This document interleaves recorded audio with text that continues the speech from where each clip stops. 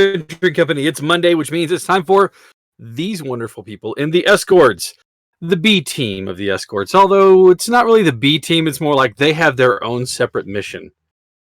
And it's not like the B team is made up of a different group of players. It's just a different group of characters. And anyways, enough about all that. Let's go ahead and jump into some of the stuff that we've got going on. First of all, a huge shout out to D&D Beyond for their continued sponsorship, allowing us to use their utilities. DNDBeyond.com. It's fantastic. They actually have some free resources out there right now, and until the end of the year, if you have the Legendary Bundle and you are a DM, or you have any content that you are a DM and you want to share it, they've actually extended the amount of campaigns where you can enable content sharing from normal 3 until 5, and this lasts until the end of the year. And any game that you enable the content sharing on post the end of the year, so into 2021, you can actually continue to share that content. You won't be able to add any new ones, but any of them that you haven't shared on, there you go. They also have some free adventures and things like that. Because we're all in lockdown for the most part, let's face it, a lot of these places are reopening, and it's probably not wise, says the man who runs live games and live events, but we do practice social distancing where I'm at. So, but yeah, so check them out, dndbeyond.com. And again, thanks to them. I'm working on trying to get them to show up for the free RPG day, which is going to be the next thing. July 25th, which is a Saturday. I think it's the last Saturday in July. Yes, that would have to be, because there aren't 32 days. So, anyways, so the last Saturday in July, we are doing free RPG day at Lucky Dice Cafe. We're going to be having a limited amount of tables, limited amount of people at tables, but we're going to be running some of the, I wouldn't say non-traditional, but some of the not mainstream. We have Kids on Bikes, Humblewood, which is still using 5th edition rules, but it's a different campaign setting. We have Keyforge Genesis, which is the Keyforge RPG using the Genesis system. From Fantasy Flights, we have Warhammer 40k RPG and a bunch of other things, Starfinder, Pathfinder as well. And I'm going to try to get D&D Beyond to show up to talk about their product and to peddle their goods and wares. So feel free to show up on South Memorial Parkway in Huntsville. I am still going to be attending the Huntsville Comic and Pop Culture Expo, unless for some reason at the last minute they decide to pull the plug on that again. However, we are watching what we're doing, so we are keeping the tables limited to 6 plus the DM. Masks are encouraged, strongly encouraged. I want you to look me in the eyes right now. You'll be rolling with disadvantage if you don't have a mask, is what you're saying? You know what? That's a good idea. That's a good idea. You're welcome. Disadvantage for everything. Yes. The entire because you are so dim as to give you disadvantage. Anyways, no, we are encouraging it. We are doing the thing. We are keeping the tables limited. So our games last year, we were just running roughshod all over it. It is not as filled out this year around, but there will still be a lot to do. I will be there all day Saturday running 2 events on Saturday, and I'll be part of a panel that's going on along with my good friend Carrie Jordan. So we will be up there on Saturday, and I'll be there Sunday. But right now, the capacity for running games is only on Saturday. But if that changes, of course, I'll update you guys. And then let's see, that's a free RPG day. We still have the live events going on at Liquor Express on Saturdays.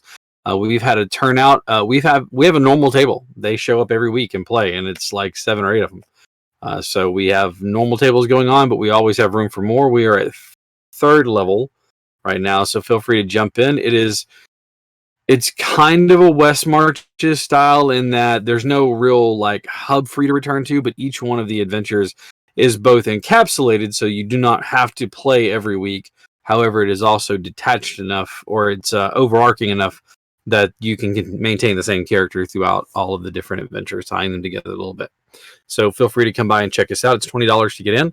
At Lucky Dice Cafe on Fridays, we're still doing Adventure Night. However, I will say for both locations, this weekend is different.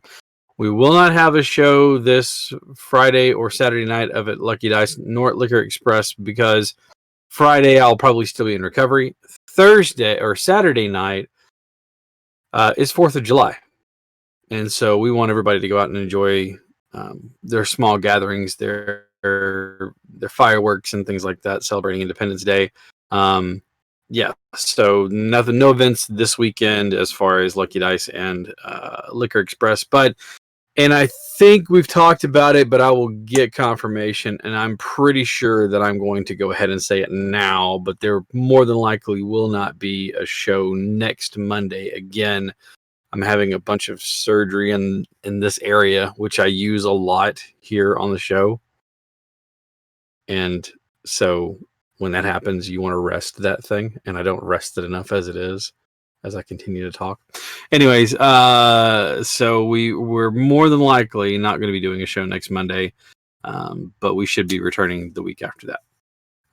Let's see. I think that's all the announcements we have right now. Remember, if you want to play a game with any of us, feel free to let us know.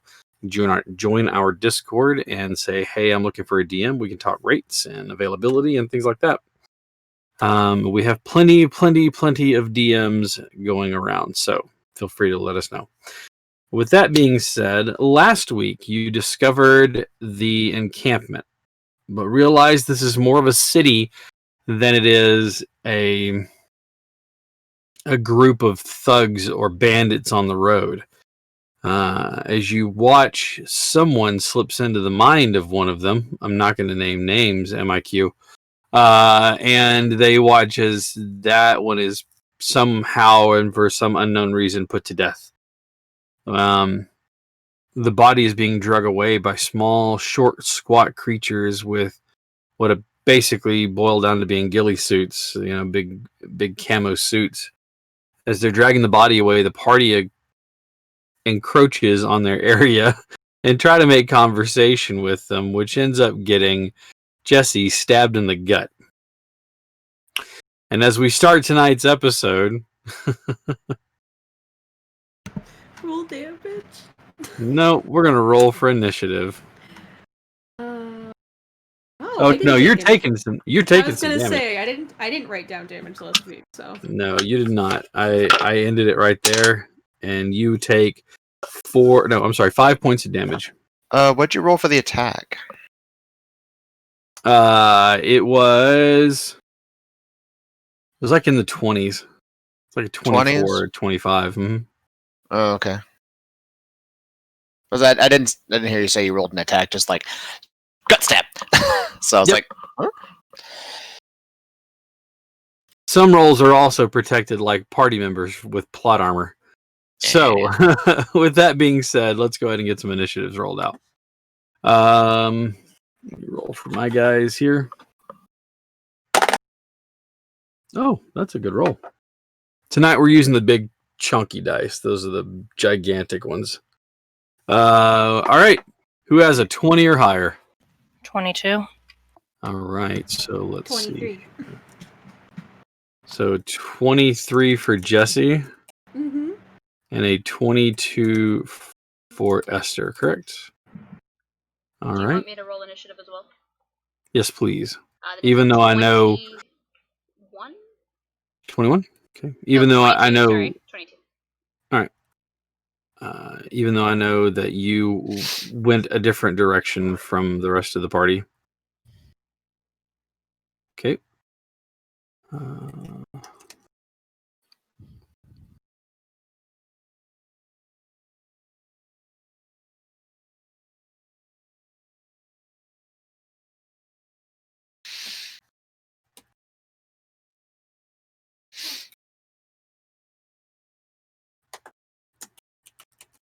All right. 15 or higher. I got an 18. An 18. V, we got to stop this. What did Gordon have? I had a 17. All right, Aurelius. 18. And who's going first between the two of you? I'll let you go first with Roderick. Got it. And then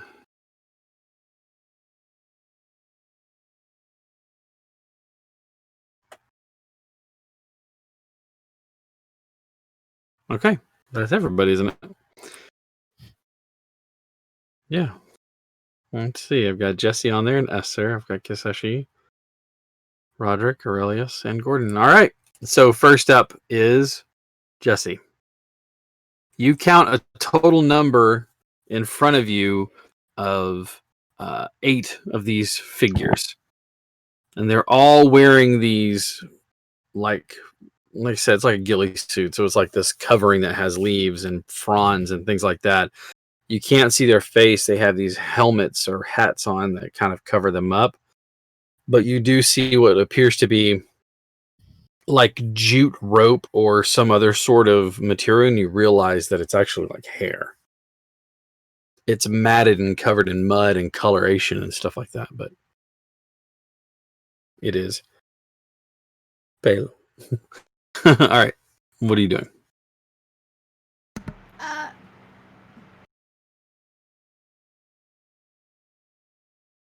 Oh god, why do I have so few battle spells?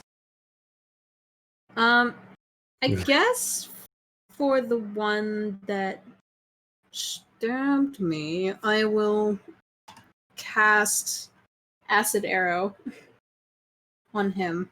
All right. Is that a Natural ranged? one! Is that a ranged attack? Mm-hmm. Okay, well, you can't get any worse than a one. Anyway, so doesn't matter. So you can't get any worse than a natural one. So, shocked and surprised by the sudden stabbing, you fire off your arrow into the distance, which dissipates as the magic loses focus over the distance. All right. Anything else you'd like to do other than just cry out in pain? I will. I guess back up. Back up. Okay. Back Are 20 you? feet. You're backing up 20 feet. Okay. Does a 21 hit you? Yeah. Okay. It takes an attack of opportunity. Yes. Make that a 16. 16 on the die. A 16 total to hit. 16 total to hit. Does a 16 hit you? Yeah. Never mind then. I tried. That is going to be 5 more points of damage. Okay. But that tiny thing is blind right now. Is that a magical effect, or is there any resistance to it? Or It's the blood save? curse. It's a reaction. So there's no save or anything to it? Mm-mm. Right. All right, good to know. Is that the end of your turn after being stabbed as you move 20 feet away? Realizing that 20 feet is going to put you at the edge of the forest and the road, like the little trail that you could see. I say road. It's more just a white trail. That's it. Okay. All right, then. Next up in our list of people who are getting killed, Esther. Gonna cast Mage Armor, and that's it. Strut backwards. No, she's staying where she is right now. All right. Well, then, mage armored up. All right. And that brings us to Kiseshi. Give me a perception check, please, Kiseshi. You got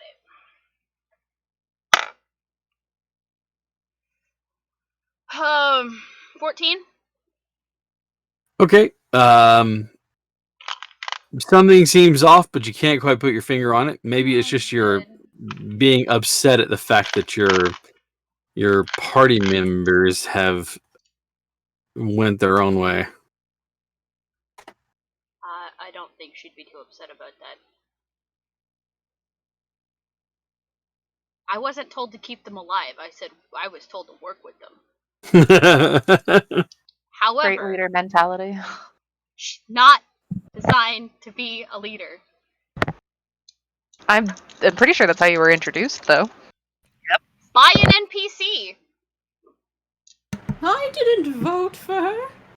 She didn't vote for herself.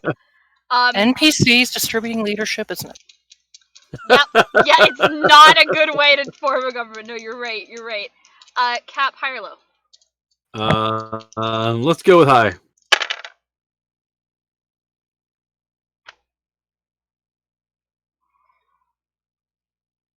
However, she's honor bound to work with them, so she's gonna turn around and go back. He chose wisely. All right. So you kind of. Debatable. He chose honorably. Yeah, that's the one. All right. Shrugging your shoulders, looking up at the heavens and cursing whatever gods you may have. You start to head off towards their direction. As you start to move, you see the open trail, and you can see the back of Jesse just through there. Did you turn and run, or did you back out of there? Let me ask you that question. I think I backed up. Okay. You can see, Jesse, your prowess on the battlefield is known. You've seen combat. You would recognize somebody who is clutching at something as you realize one hand is across her stomach, even though you're looking at her back. Okay. Do I have enough movement to get up next to her? Not quite. Okay. They were pretty good. Unless you dash, you want to use your action, you can. I'm not going to be able to get up to attack anything anyway, so sure. Okay. So yeah, using your action, and you can absolutely get beside her. She's just going to take a look and just be like, so, how did making things better go?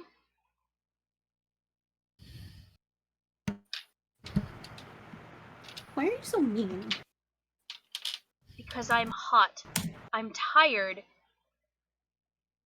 And if we make a decision as a group, I would appreciate people not trying to undermine it, but that's besides the point. Anyway, are you okay? Besides the gut Do I wounds. look okay? I mean, knowing your prowess with magical potions, I would assume you would be fine. I'm getting to that. Well, you might want to get to that faster. I In the will. meantime, you can hide behind me. And then Kiseshi will just step in front of Jesse to provide cover. All right, sounds good. Following that, we have my turn.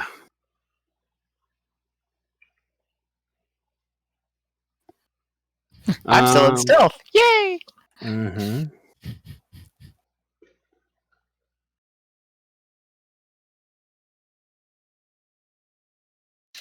Because I looked, invoking a blood curse is not verbal.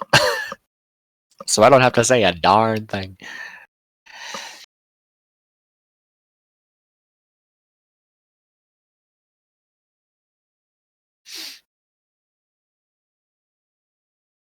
Okay.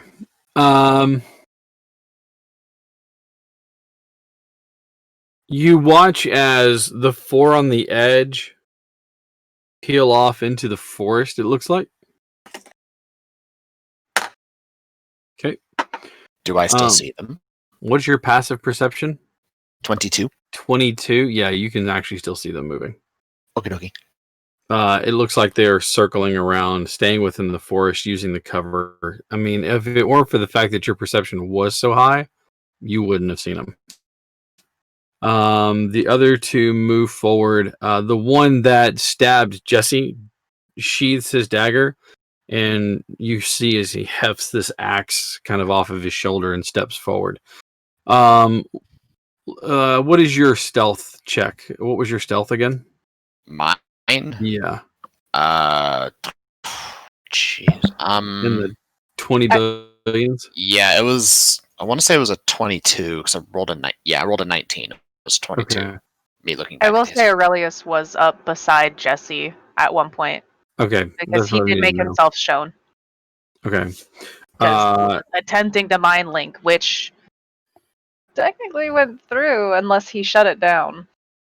He is going to shout something out loud and point the axe, and you watch as two of them, so four of them disappeared into the woods. He's standing there with his axe out, and you watch as two more grab the body and start to pull it again, trying to move it out of there. So they're like at the shoulders, and he would be like at the feet of it. And they're moving the body, and you can see another one comes over and stands beside him. They've got their axe at the ready, but they just ready themselves. And that's their turn. Roderick.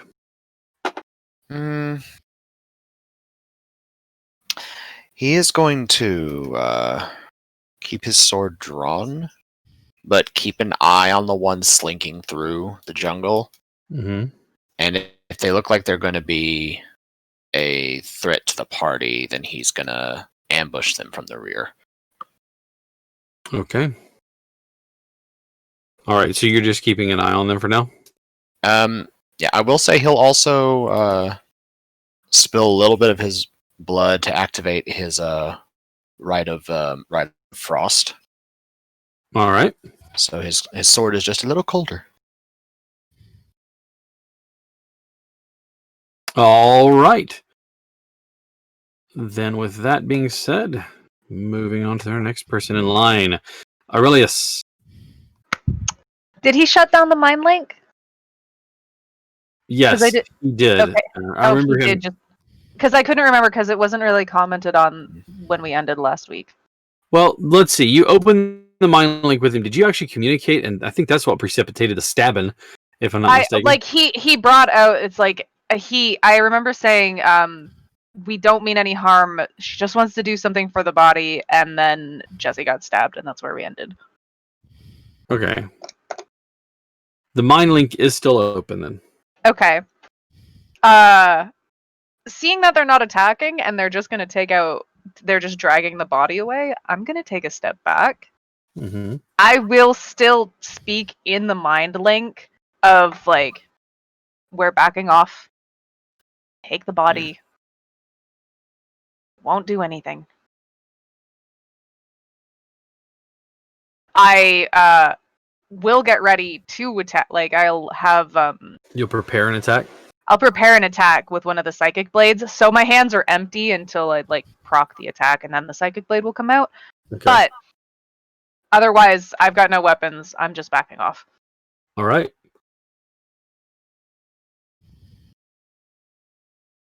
Right now, they do not look like they want to fight us. They look like they just want to take this dead body away. And they...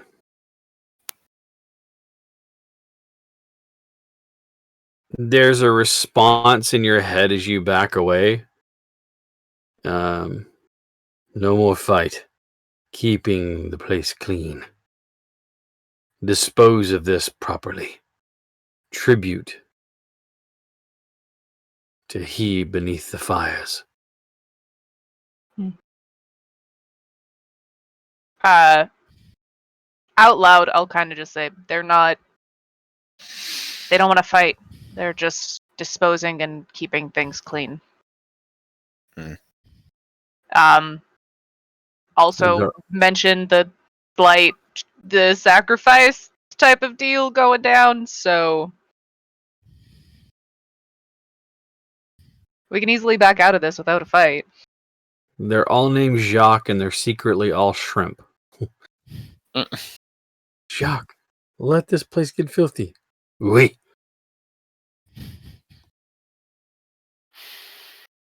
All right. Is that your turn then? Yep, that's it. Okay. Gordon. It all hinges on you, man. What's Gordo doing? I wanted to rage. Why does no one ever let me rage? Gordon of the mighty impotent rage. Just can't quite get there, can you, buddy? Performance issues? It happens to a lot of guys. It just happens to a lot of guys. Jesse, just throw some of your blood at them. Let's go home. My blood? You're clearly bleeding. Let's go. Okay. Kaseshi, how armored are you? Fully? Yeah. Like, is it anything noticeable underneath your helmet? Mm-mm. Okay, thank you. Well, I mean, you can. So it has for her eyes, and then it's basically Magneto's helmet. Is the Okay. best way to describe it with the opening. How humanoid does she appear? With that, very. Except if you're close enough to see her eyes, that's a different story. Because her eyes look like snake eyes. Okay.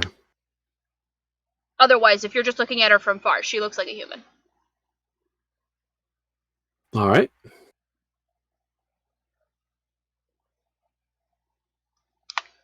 So, Gordon, are you sheathing your weapon and doing nothing this round?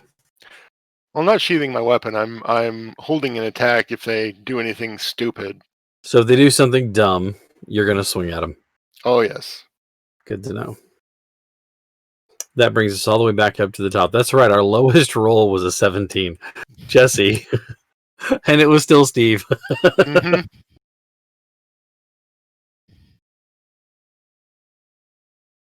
What are you doing, Jesse?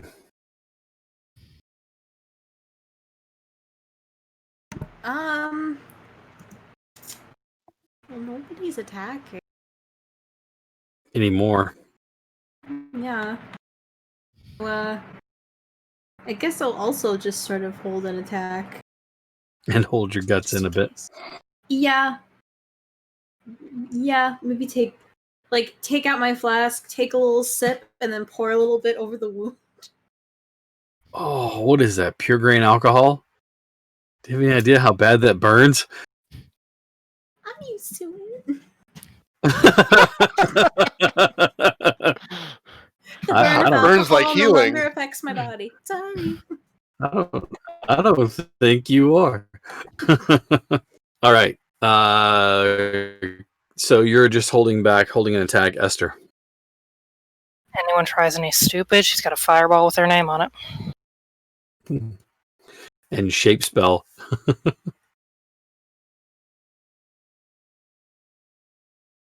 All right, Kiseshi. Give me another perception check, Kiseshi.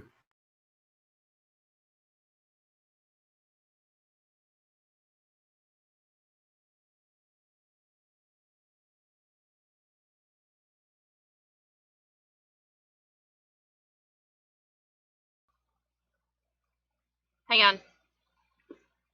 Oh, I know what it is. Here we go. Things were going weird, and I couldn't figure out why, and then I realized it was because my dice box was sitting on a key on my keyboard. That'll do it. Yep, I have to roll at disadvantage. Oh yeah, you do. Because I'm suffering from a point of exhaustion.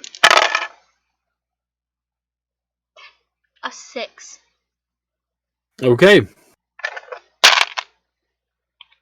Well, it is your turn because Esther's prepping a guano ball at him in case they get Right, sideways. of course. Kaseshi's just gonna glance back at Jesse and it's just like, are you not gonna fix that hole in your stomach, or are you just gonna continue to bleed? I'll think about it. It's doing okay for now. He's worrying at it with a finger until the hole gets larger and larger. I'll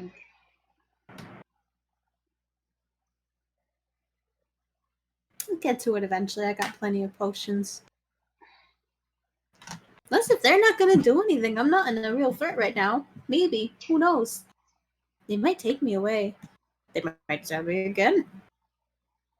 I got plenty of alcohol no matter what. It's okay. Jesse, I don't have the time to explain to you why open wounds in a jungle is a bad idea. I sterilized it. That's okay. It's that meme. I don't have the time to explain to you why you're wrong. You know what? It's going to bother me if I don't.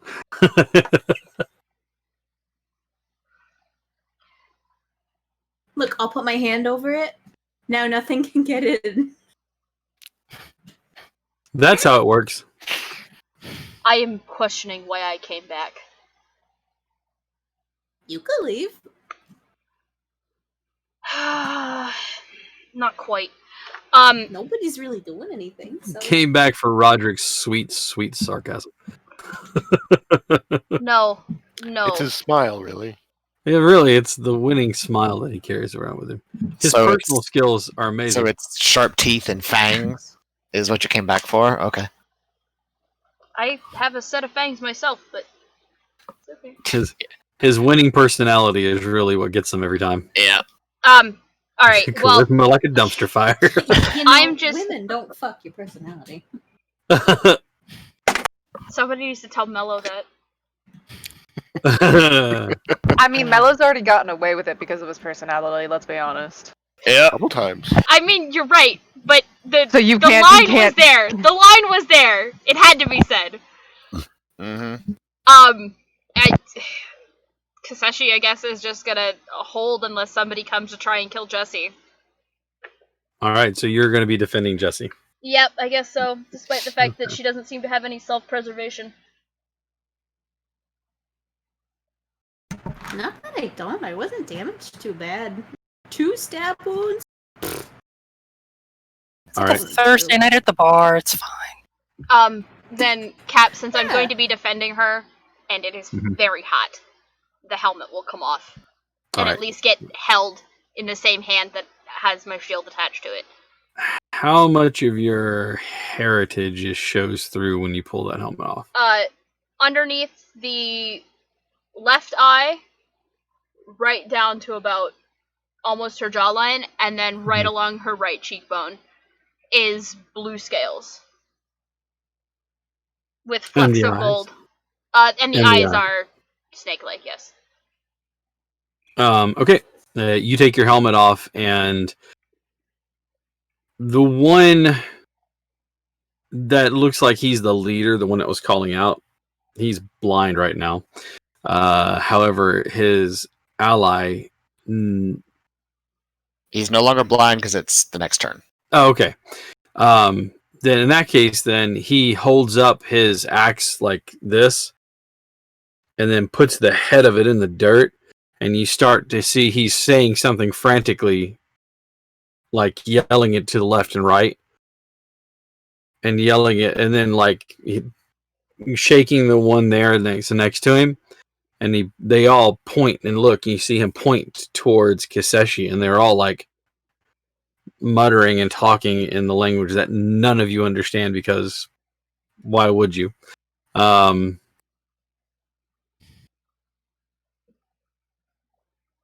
You watch as he then does something very surprising. How far did Aurelius back up, or is Aurelius still standing right there? Aurelius is still standing right there. Like, Okay. well, if he would have backed up a little bit, it probably would have been just a couple steps, so like maybe 5 feet. Okay. Esther, Aurelius, and Jesse were all out. Say again, I'm sorry? Esther, Aurelius, and Jesse all started in the same area. Right, okay. You watch as the one that's sort of been the leader in all of this takes the knee.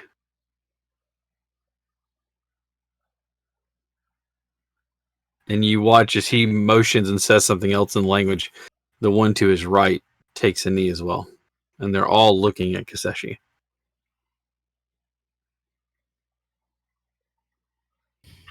Of fucking course.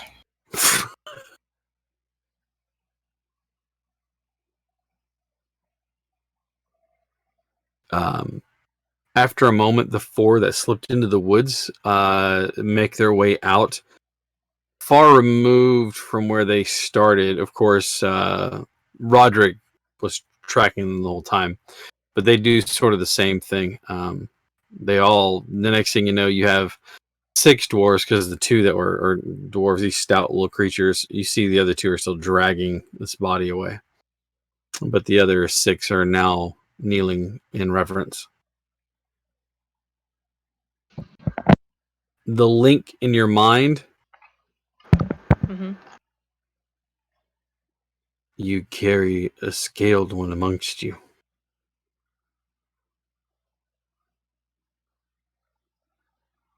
You're talking and we can't hear you, Quentin. Of sorts. Can you hear me now? Mhm. Okay, of sorts. What of it? Is she princess or a queen? A herald? A seneschal? Does she hold rank? I don't know. Kiseshi, do you hold some sort of rank? Yes. Um, I I'm one of the, I guess, courtiers. Pass on the info. As he stands, the others start to stand next to him in suit in the same time. Now they're all looking at you. However, the leader steps forward at this point in time. Let's see, you're playing as a Yanti Pureblood, right? Yes, sir. Okay, thank you. Give me just 1 second. I want to look at something real quick. Bum, bum, bum, bum, bum, bum, bum. So I'm just gonna have, like, while they're all focused on Kiseshi, I'm just gonna have Roderick sort of melt out of the shadows behind them and just be watching this nonsense. Just go, boo, bitches. Boo. All right. Actually, I'll just pop behind him. Oh, look, they can kneel. Remind me of the languages that Kiseshi speaks. Abyssal, Common, Draconic, Infernal, and Orcish. Perfect. Does anybody else speak Draconic? I I don't. think I do. Yep, Draconic. So 2 of you speak Draconic? In perfect Draconic, you hear this one say to you, Scaled One, leader of the carts, forgive our transgressions. Had we known you were there, we would not have attacked your friends. That's a very generous term. Said in common so they don't understand. Aurelius laughing in the background.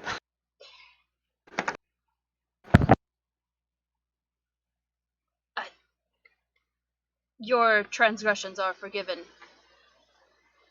We understand that it has been a gross amount of misunderstandings.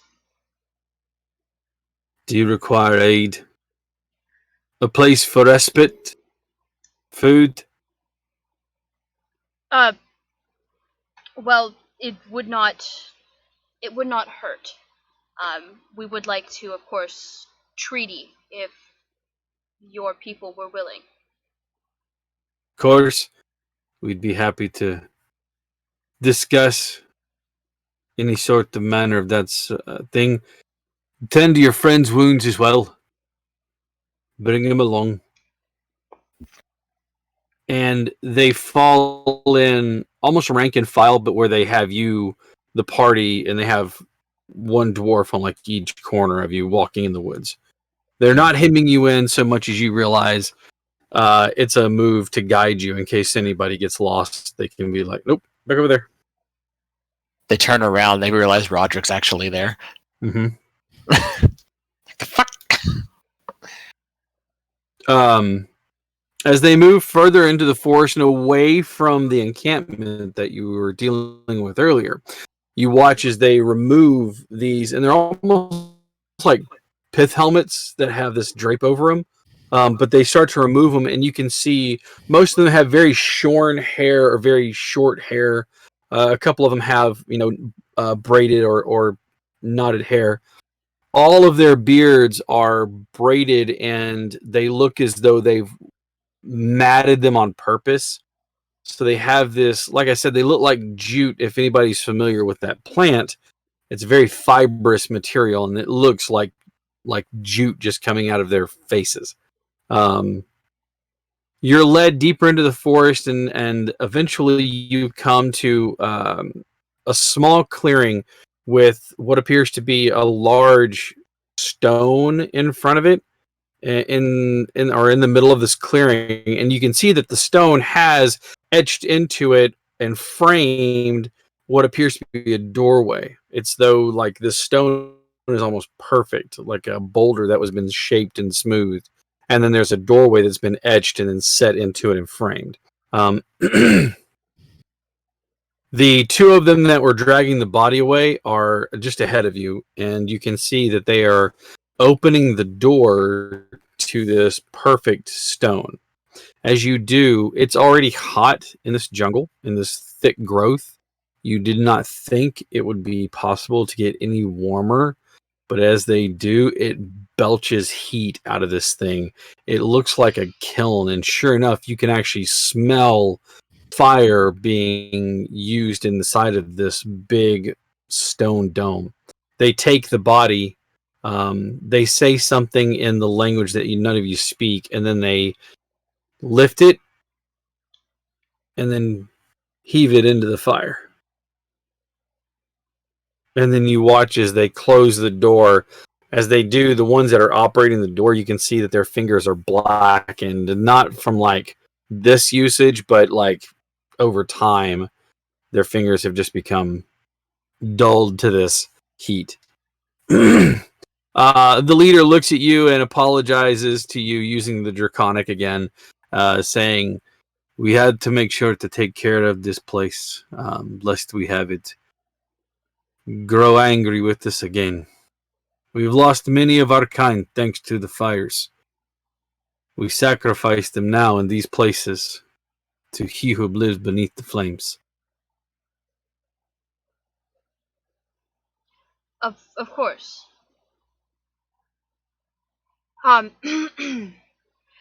There wouldn't happen to be somewhere a little bit cooler that we could discuss and talk, would there? It's a strange thing to see on his rather dour face, but he smiles and says, "Of course, come." And they begin walking again. You realize that you are once again walking. You were walking towards the base of the volcano. And where they stopped, you realize would probably not be wrong to think that this is a vent, a natural vent into the volcano.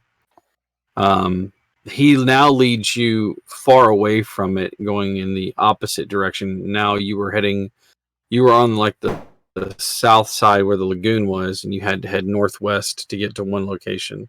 So now you realize you're heading almost back towards the lagoon. An hour's travel, and you've noticed, Roderick, with your high perception, that there have been people moving through the forest on either side, flanking. Not moving in close enough to cause alarm, but definitely traveling as though to get a picture or a sight of the scaled one. Eventually, you're taken to a small set of hovels. There's no fence here. There's no grand gesture or show. However, it is far removed from the water that you had seen earlier, the lagoon. And as you were presented into these hovels, these places, these homes, you can see that the majority of them are made up of these short, stout people. However, you do see some others in there. Aurelius, this would be very similar to the place you saw when you first got to the island. Okay. When you saw that one little, that like 8 hovels that got ran over by those hobgoblins. Yeah. You can see that this was something along the same lines. A little larger than that one, but still. Same sort of like people and like around, or not at all? Yeah, again, like I said, it's a mix of people. Okay. Okay. Yeah, it's not the same place you saw, but Yeah. it's the same kind of thing. Okay.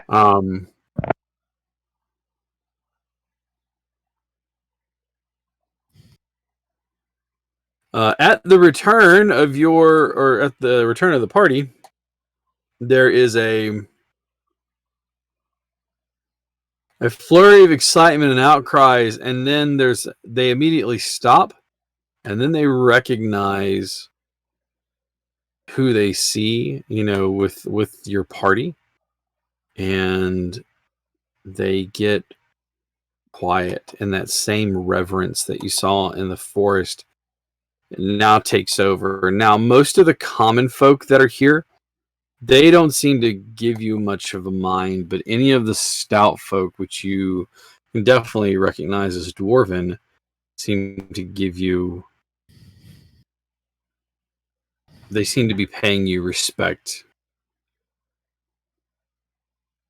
This is ridiculous. Agreed. I'm still bleeding. Then take care of it. No, hold on. Not even that. If you don't take care of it right now, I'm gonna grab that potion you gave me and shove it down your throat. Huh. I didn't catch your name, and she's talking to the dwarf that has been leading them. Mm-hmm. Halavin. Alavin. Halavin. Halavin. Okay. Would it be too much trouble to get this particular wound taken care of, please? He shakes his head no, and then starts motioning to people. With him breaking a lot of the revelry that's going on. Not revelry. Yeah, a lot of the awe that's going on. They immediately snap to, and you watch as people quickly start going about their day or about their business. You watch as an elderly dwarven figure is brought forward. She is wearing like white and light green vestments. As she approaches, you can see that she has a crown made of twigs that have flowers in different stages of blooming. And she approaches you with a gnarled staff that she leans on heavily. She reaches up and she says something to you in a language that you don't understand, Jesse. But you can hear the question mark at the end of it. Like the way that she says it leads to know that it's a question.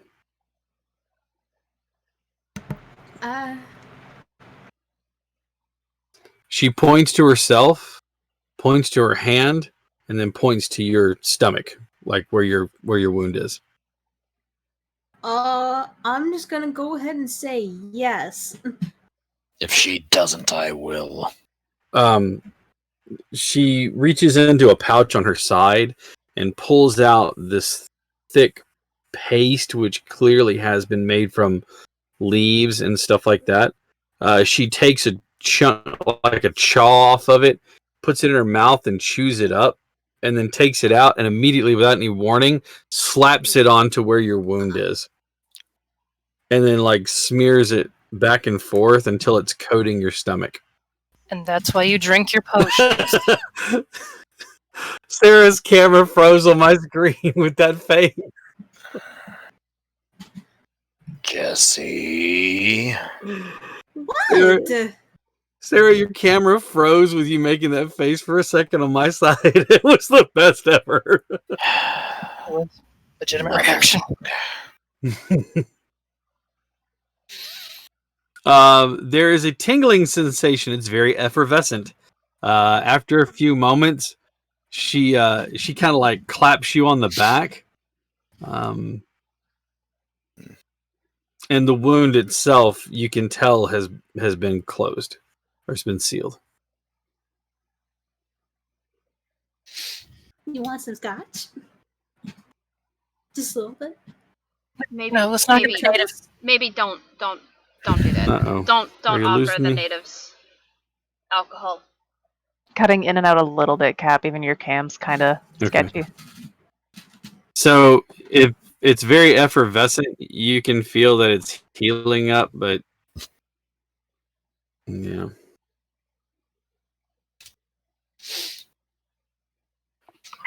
Well, congratulations. Your wound just got a spit shine. How do you feel? At least she's healed and no longer bleeding. We're not all warriors. Obviously. Figure out why they're worshipping. And just go. Get back to what we were actually supposed to be doing. Oh, they're Fuck. worshipping the volcano. Sure. They're worshipping something under the fire. Scale. No. Oh, I don't like the sound of that. Let's go. No. Halvin, I don't wish to alarm your townsfolk. Is it possible to speak somewhere private? Hold on, we lost Cap. And he's back. Yeah, I'm trying to see if I can kick this thing in the face at least a little bit.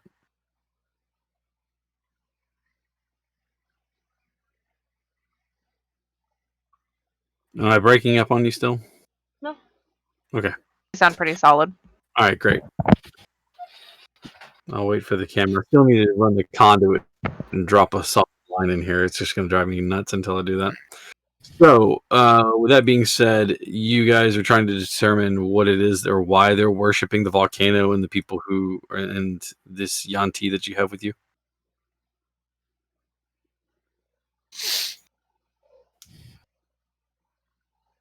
All right. So, The eventually you watch as Halavin comes forward again. The old lady that the had originally rubbed the salve on your stomach just grins at you and starts to walk away. Halavin returns, and you see with him another dwarf. Again, older. His beard is still matted even more, and you can see bits of twig and leaf and things like that into the beard. Halavin introduces you to him as Hakdar, Hacgdar, Hakdar.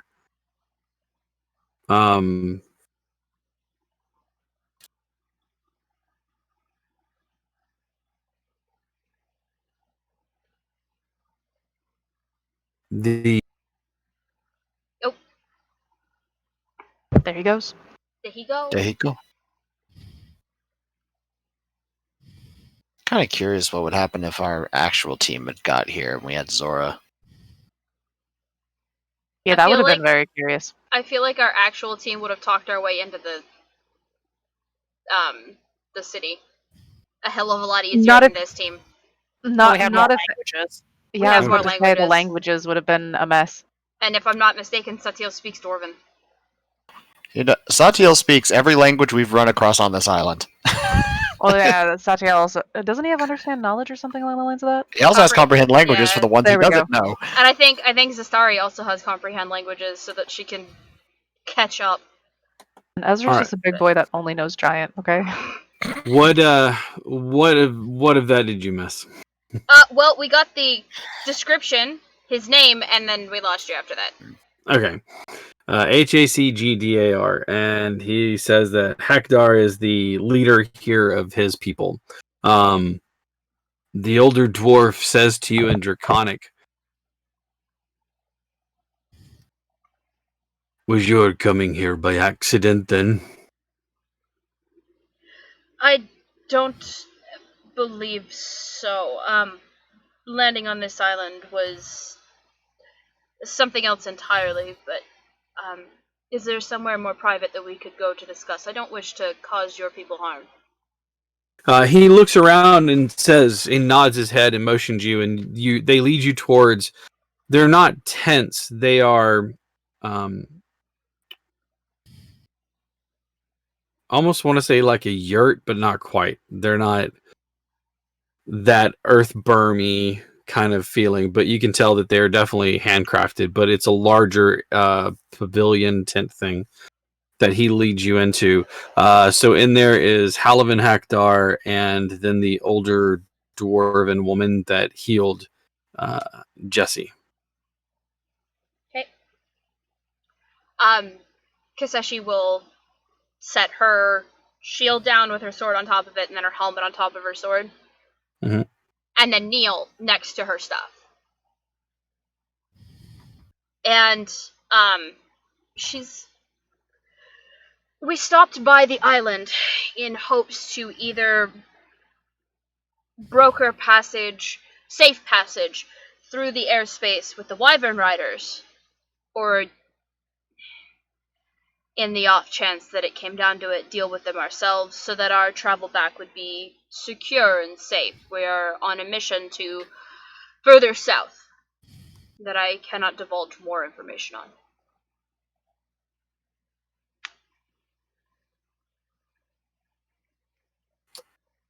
So it seems that fate would have our paths cross. For had the wyverns not jumped towards you, you would not be here. Of course, you could have always taken another route, gone along your own way. The captain said that that was the quickest route and the mission was of importance. So Well, I mean, you could have always left after you were attacked. And there was nothing that said you had to come this way. So, no, but I'm not going there. I will say that then you were guided by fate. And it's good that you've come. The worm riders are not your problems here on this island. They are, for the most part, will leave well enough alone. Their goblin kin sometimes hits our places. We put up enough fight to take some of theirs when they take one of ours. The volcano is currently pleased, as that thing which lives beneath it is happy. Esther would be quietly translating all of this to Common, by the way. Mm-hmm. He gives you enough pause to do so, recognizing that not everybody in amongst your group speaks the same languages. I fear that it will only be appeased for a time. The vents that you saw today were burning hotter than they've burned in a century.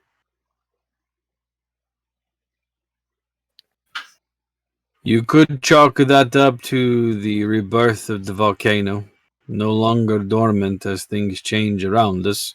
However, I believe it to be something more deadly, more dangerous than before. I believe that the thing that we seek to appease is not happy with our offerings, and so he would like to come and punish us. When did it start getting hotter? He looks at Halavin, who says, in the past few months, we've seen that it's gone a little warmer every day for, I would say, 2 months now.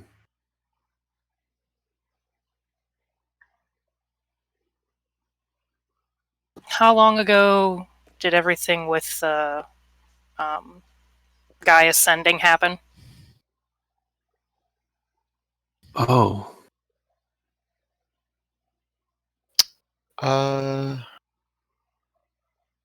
Was it at least about 3 months? You mean like Yeah. with us, like with If- finding out about the If this is weave stopping?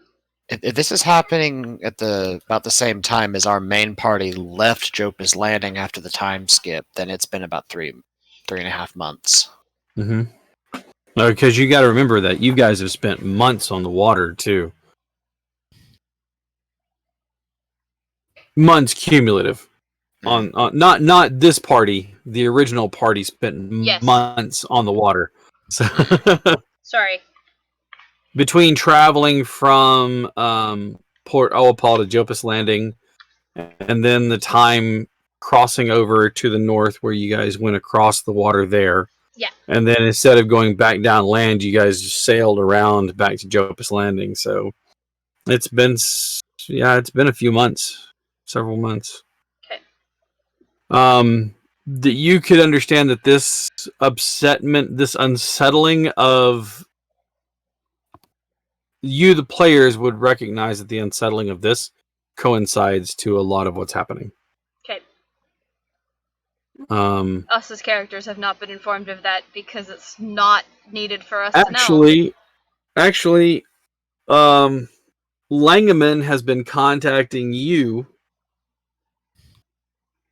And this occurrence would coincide more properly with the change of that ascension.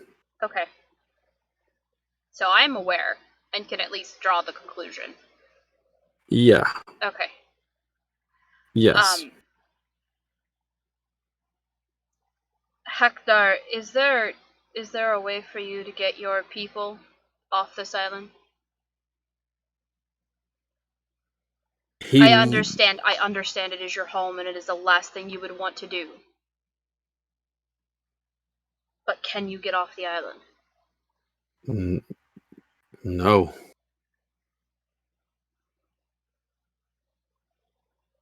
I know teleportation circle. We can get them off the island. And where would we go? Back to her school probably would be where she would send it, because that's probably one of the few teleportation circles she knows. That's fair. That's very fair. How many can your circle transport, Esther? 1 second, I'm double checking my spells here.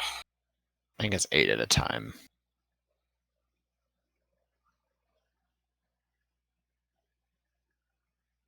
It doesn't have a number limit.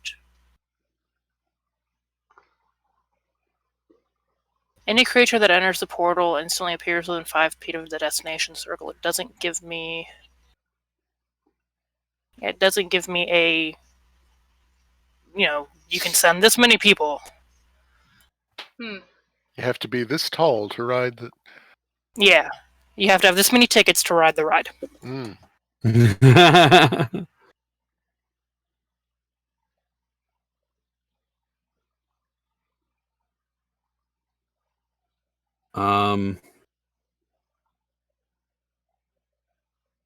Hold on just 1 second here. He goes on to shake. He's shaking his head back and forth. He explains to you, no, we would not leave here. This is our home. And it'll be your tomb. And he looks at you with steeled eyes and says, so be it then. All right. You could also hear me out. My strongest point. How about no? How about... So not how about... Then what is your solution, good sir? We do not worship the thing under the fire. Why don't we put it to rest? And how would you suggest then that we, or that someone, set it to rest? If there were those who were strong enough to do so, and he motions to all of you, unapologetically, just like they could put it to rest. In the halls beneath the volcano, the places of my ancestors, there is many thing below the rock and dirt that you could make your own.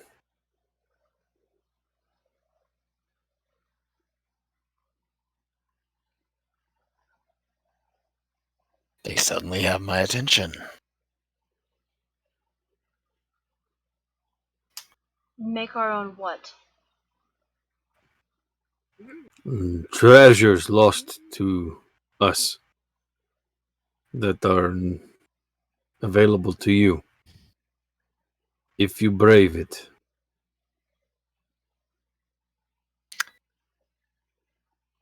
The player in me sitting here going, are you pulling a smog on us?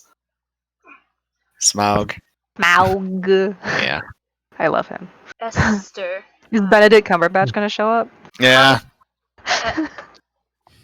In How the green much screen do you- suit. How much do you know about quelling volcanoes? How much does Esther know about quelling volcanoes? Esther, give me a history check. May I assist with that? Because I do have something called Grim Psychometry, which allows me Explain what that to, is. When making a history check to recall information surrounding an object you are touching or a location you are present in, you have advantage on the roll. I could say that you could give the roll and that Esther could help, could assist Or you. I could get a 28. That Or works too. she'd get a 28, and then screw your grim whatchamadoobie persimmons. I mean, what she rolled is basically a net. I mean, I got 25, but Rolled a Okay. 19. Okay. Yeah. A lot of volcanoes that you know about, because you love the elements so much that you decided that would be your school of learning, your learning education school.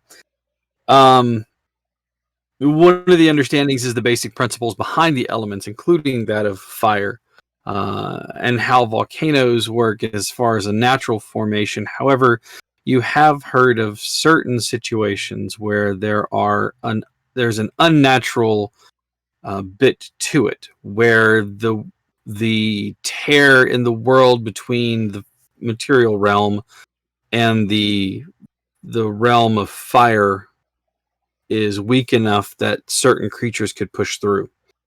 Given the greedy nature of any fire-based creature, how it wants to consume and take over, that something like this would be great. And if it came upon, it would be perfect for it.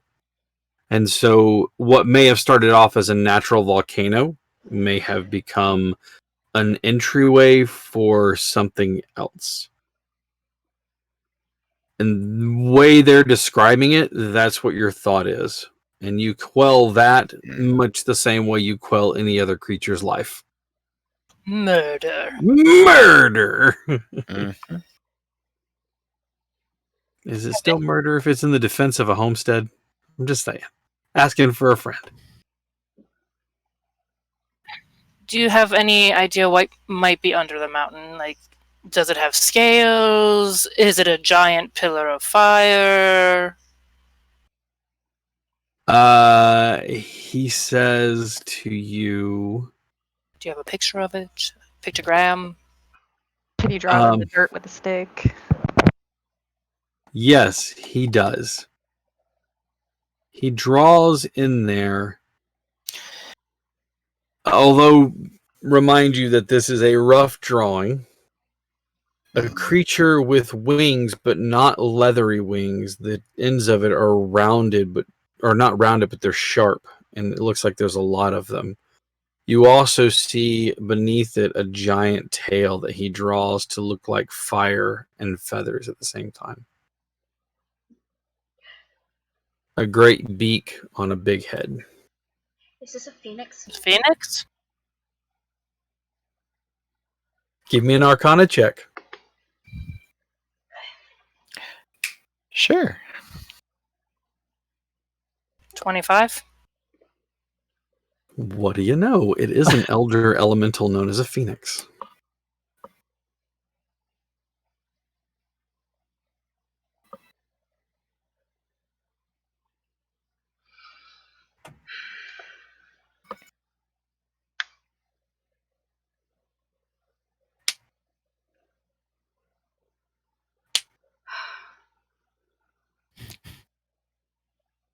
Well, I'm going to be useless against it, I'll tell you that much. What do you mean I have to memorize cold spells? Man, fuck this. A player sitting here going, we're going to be useless against it. Uh, Because I know that thing's stat block. Esther, sorry, Sarah, does Esther speak Abyssal? No. Undercommon, she might get like the gist of it, but Infernal? nope. Common, Draconic, Giant, Undercommon. Okay. Good English, bad English, big English, Yep. scaly English. Yep, she's gonna switch to common for a moment and just look over at Esther and just, if that's what I think it is, are we even equipped to deal with that? No, we're not. On the off chance that whatever items are below the volcano, Is it worth your life? well, is it worth my life? Probably not. Is it worth all of their lives when this race is not that prevalent in the world? I literally just offered to get them off this damn island. And they refuse. Then perish. Well, I guess there's like, well, how is that my fucking problem? Well, you're not trying very hard to kidnap any of them, so Gordon's offering to build an ark. Take 2 of them at a time. Now copulate. They're both male. Shit. Everyone had beards. I didn't know what to do. I grabbed 2 at random. You gotta start. It's like checking chickens when they're first born. You gotta sex them. Just. Mm-hmm. That's an image.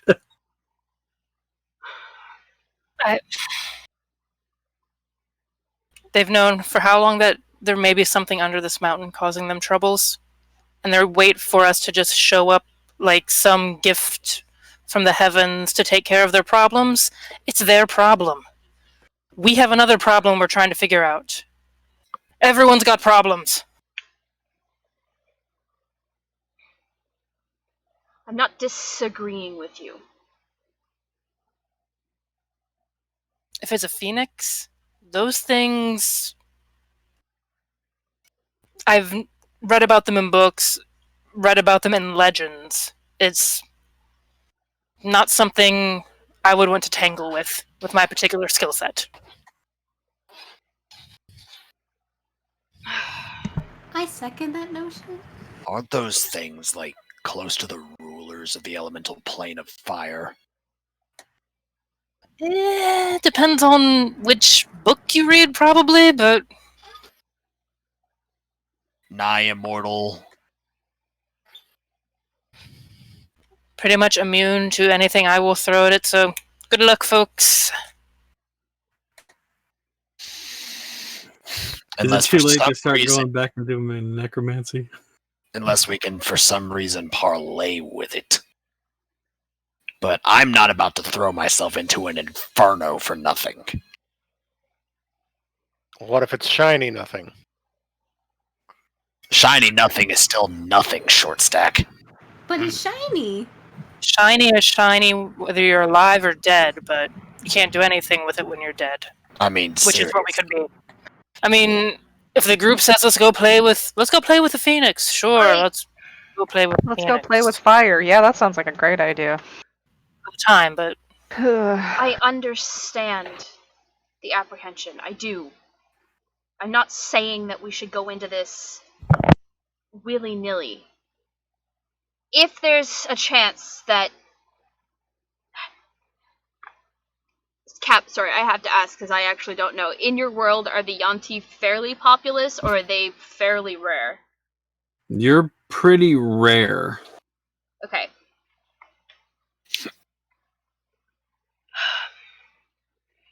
If this is the last settlement of dwarves, and they get wiped out, and we could have done something to stop it,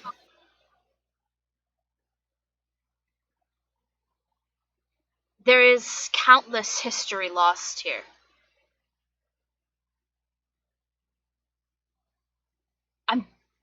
Let's find out what's under the volcano for items. And if we still don't feel as a group that it is the wisest choice of direction, we will go back to the lagoon, get on the ship, and leave.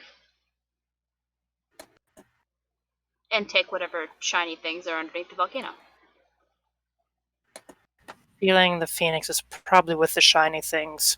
Probably be a little perturbed if we take the shiny things from them. Knowing what you know about them, they're not hoarders. You know that they're not hoarders. They're not like dragons where they amass this wealth. They want to burn things to the ground. So the fact that this island is still standing kind of tells you something about that particular Phoenix.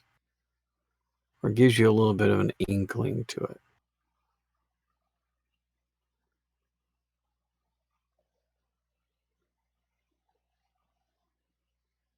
If their whole goal is to transform the world to ash.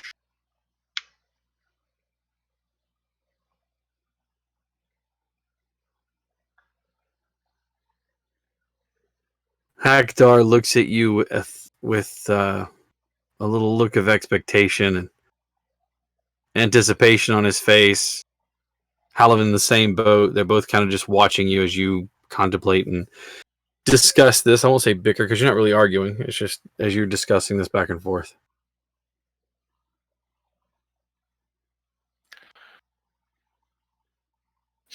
Is there perhaps a way we can continue on our current mission and tell, say, Captain Dawn that someone else needs to come this way with maybe cold me. or water spells instead of fire spells?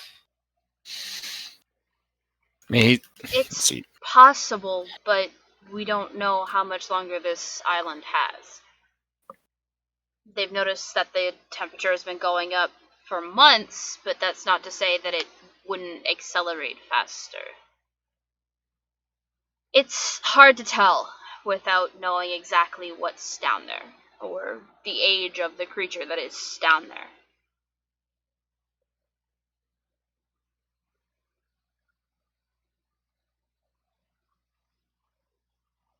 So, will you provide us aid in this matter?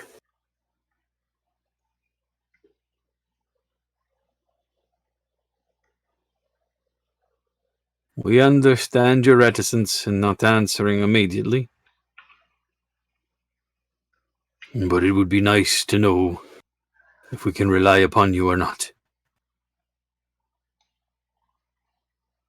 What time of day is it right now, Cap? Oh, let's see. When you guys got there, you rested because you did Liamon's tiny dome. Mm-hmm. So I would say it's probably, I would say about mid to early afternoon, like around 3 or 4. How long did the captain say he was going to wait? He did not. Basically until we got back. Eh. Because the idea was that we were supposed to go secure safe passage. Because there was no doubt of our ability to handle the wyverns and their riders. But now But shit's changed, so now I have no idea. you're going to Arizona. Something like that. All right. So, party, what say you? I got thrown in a teleportation circle and then told the weave was falling apart. Let's get this done with so I can go home or fix the weave and go home. I like that your only acquiescence is because it just puts you out. You just want to be done with it so you can do your real job. She pretty much just got shoved into a circle and was like, "You're a magic user? Oh, by the way, the weave's falling apart. That thing that you completely depend on? Yeah, go." That's why you're perfect for this. All right. He looks completely at Kaseshi, waiting for an answer. In common, she's just going to look at the party like, what do we want to do? Like I said, if we want to go and everybody agrees, or the majority of us agrees, we'll go. And we'll turn our back on a civilization that may not be here on our way back. No guilt, though. Yeah, just completely guilt. No pressure. What does it matter? If they're too stubborn to leave and they die in a wave of fire, then it's on them.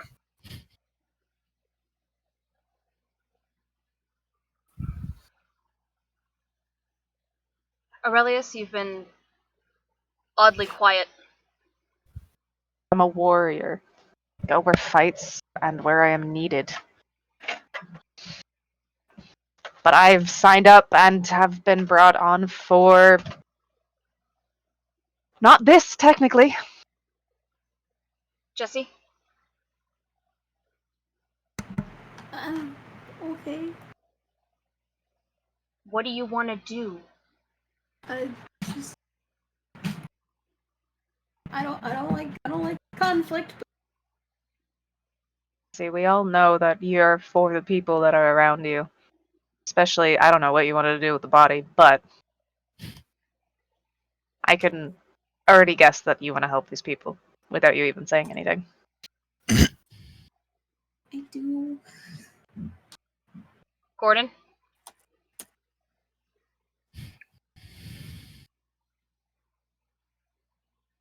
Stubborn as they are asking for help.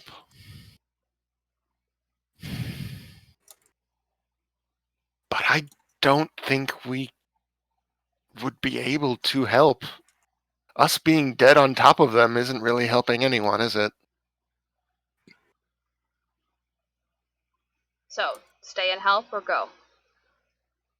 I say we go. Esther?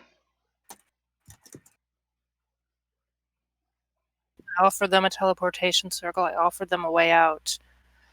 Do we even...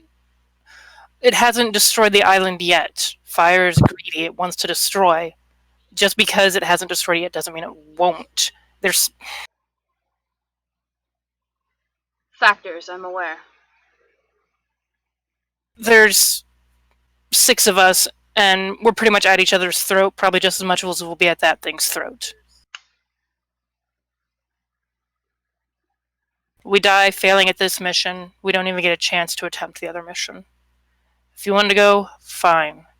But Do you want to stay and help? I Or wanted to go. stay back on the boat the whole time, but it didn't matter. Pick, I don't care at this point, and she walks out. Roderick? You're muted. It's like, the only reason I'm even potentially considering it is there's gold and other shiny objects down there. I like shiny things. However, if this thing is as strong as it makes it out to be, my little sword with the giant runes of frost on it isn't going to do much. I'm all for leaving to let them become kindling. 3 for I go. like living. 3 for go. 1 for point me where you want me to kill somebody. And 1 person to stay and help. Jesse, I'm sorry. Fun. And then Aurelius is going to actually clutch his like head a little bit, and he's going to leave this. like fuck. He's gonna try and walk out, but you can tell there's blood coming from his nose. But he's leaving the group to kind of walk off and be on his own. Cap, can I connect back with this? Or is this just a link to me and I can't talk back? You don't know.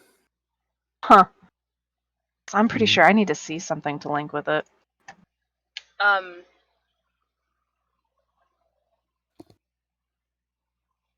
Kaseshi is gonna sigh just a little bit, and then,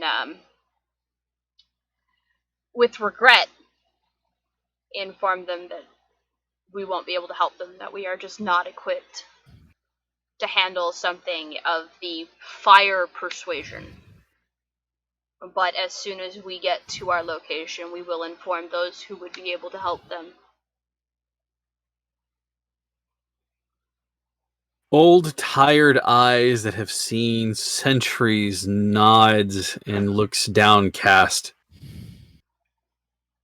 Fate would have it that this is not our intended crossing. We bear no ill will towards you or yours. We wish you safe travel, and should we find our paths crossed again, you will have our aid regardless of. I apologize that this is the situation, but It cannot be helped. There is no apology necessary. And Halavin is like, you can tell his face is set and his jaw is clenched, but he just nods and defers to the older man and offers a hand towards you. she shakes it. And as she stands to collect her stuff, she does give them a very deep bow in regret and apology. Before she is ushering everybody out. You watch as the elderly dwarven woman, who had yet to be introduced, leaves the tent or leaves the hovel just ahead of the party. When she gets outside, she just pats you on the shoulder, like she reaches up and pats Aurelius on the shoulder. And in common, or at least you think it's common, says, I hear it too.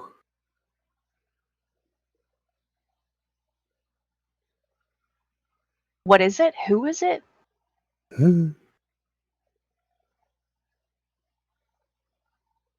They are holding him. They The keep what? him here. Sorry. They are holding him. They are keeping him here. Perhaps it's for the best. If you let him go, he could be angry. Is that lady speaking common? None of you hear. She sounds like she's speaking Dwarvish. Oh, To you, she sounds like she's speaking Dwarvish. okay. That's a language Aurelius doesn't know. None of you know it. You know how I know? Because I've asked everybody their languages Yep. like 1,800 times. Yep. So, if anybody knows, Aurelius doesn't know Dwarven. So, But she pats you on the shoulder and says, it is not your problem. Go.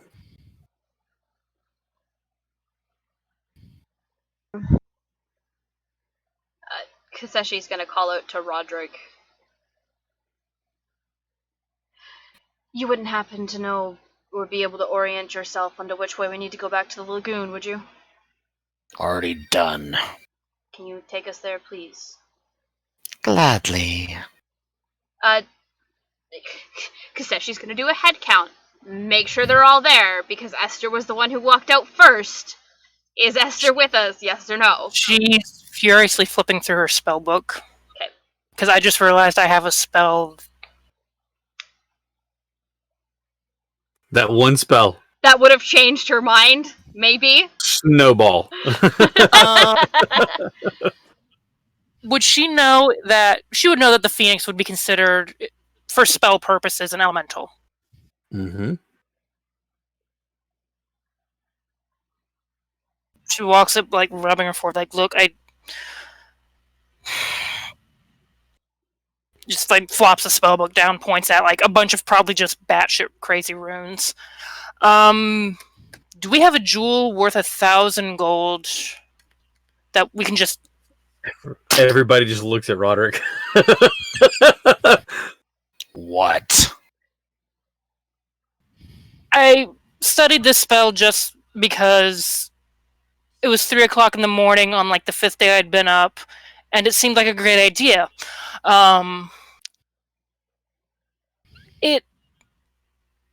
Fey, fiend, elemental, given luck and force of will, I can try to bind it to my service. Kaseshi is just like, you can do what now?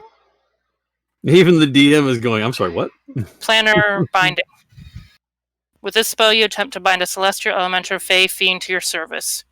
Creature must be in range for the entire casting of the spell. 24 hours. What's the range? Range 60 feet. She'd have to be able to see it. And did you say the casting time was 24 hours or the length Oh, of no, time? casting. I'm sorry. Casting time 1 hour, duration 24 Oh, hours. okay. I was Oh. like, 24-hour casting time? We have to protect you for 24 What is this, Hallow? hours? What is this, Hallow? Is that a Wizard spell? a saving throw spell? At the completion, casting time target must make a charisma saving throw. On failed save, it is bound to serve you for the duration. If creature was summoned or created by another spell, that spell's duration is extended to match the spell. Bound creature must follow your instruction to the best of its ability. You might command the creature to accompany you on an adventure, guard a location, deliver a message. Creature obeys the letter of your instruction, but if creature is hostile to you, it strives to twist your words to achieve its own objectives. And can you just tell it to take a swim? I mean, have you seen fire and water? It's a lot of burning steam, especially with something that big. Yeah, but if it's a deep swim. I just tell it to go home. It's not. If it's not a better this, idea. if it's not of this plane of existence, telling it to go home. Now's when you need Eric's favorite spell. Just thinking that. Banishment. Banish. Do I have that one? No, I don't. Is Maddie's away from the thing? Okay, so I'm not going to grab her. He'll just. He's going to grab Esther by the robe and haul her into the ute. Just completely necessary. You're my translator. Fantastic. So many uses. I'm being useful. Picks her up, turns her around to look at him. I don't know the language. You do. Just this. Just hands under the arm. She's like the cat that does not want to be picked up. It's like the long cat dragging the feet. Yep. I guess Aurelius will come back to the group She's now actually and just like 6 foot tall, so Aurelius can come back to the group now because he did actually leave the group for a split second there.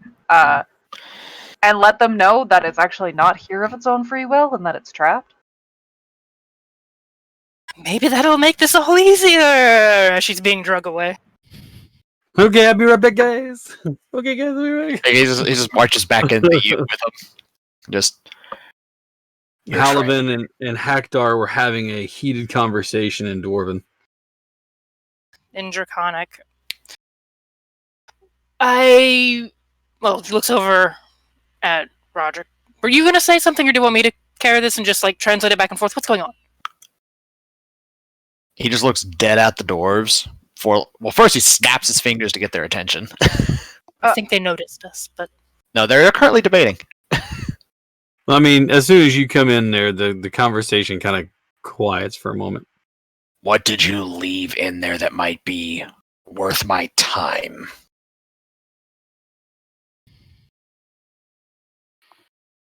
Understanding without saying it, you translate that.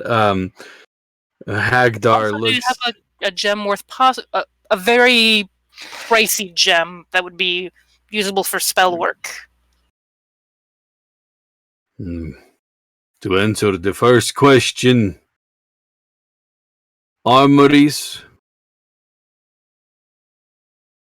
treasuries. Probably answers the second question too. Possibly, yes. There is a gem there, but I know I don't have one on me at this time, no. He'll just still holding her lean out. You said the thing was trapped, right? Well, it screamed in my head, sort of. So. Okay, what that's did a it reason to say? stay here. It was a plea, a cry, like it was in pain. It's scared. What the Oh. fuck? It's scared. Bonus points. We might not be fighting a phoenix. He looks back at Esther. The hell would scare an elder elemental? I don't want to contemplate that at this very moment. One terrifying nightmare at a time. I mean, unless they're How I'm getting, handling my life. they're getting waterboarded or something. What if it's a baby? That's Elemental it. maybe?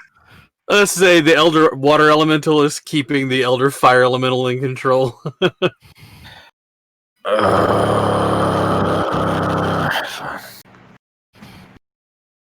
I can't really scare anything, but I'm really good at talking when I'm offering food. Woman, I could punch you. That's uncalled for. Why are you so mean and aggressive all night towards I'm me? not a nice man. What the hell did I do? God. You I really get aren't a nice man. I get stabbed and then I get talked down to. Like, God, just offer. You're half my size. Of course I'm going to talk down to you. I have to. Literally. Draconic while being held like a bag of wet laundry. I Over the shoulder. think he's like holding out like this, like More or less.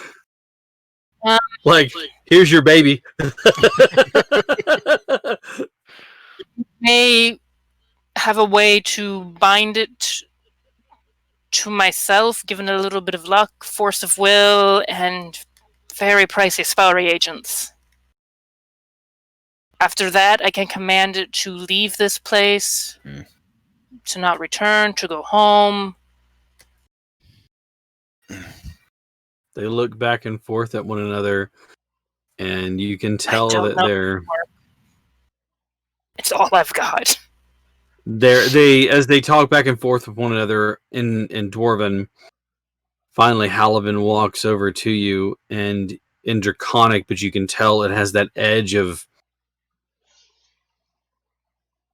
he is upset at the situation. But now that you're offering a possible answer, he's still trying to get over that initial... You rejected him on the first date and then called him back because you really thought, maybe he's not that bad after all. They yelled in one of our buddies' heads, and I remembered I had a spell. It's been a very stressful couple of days.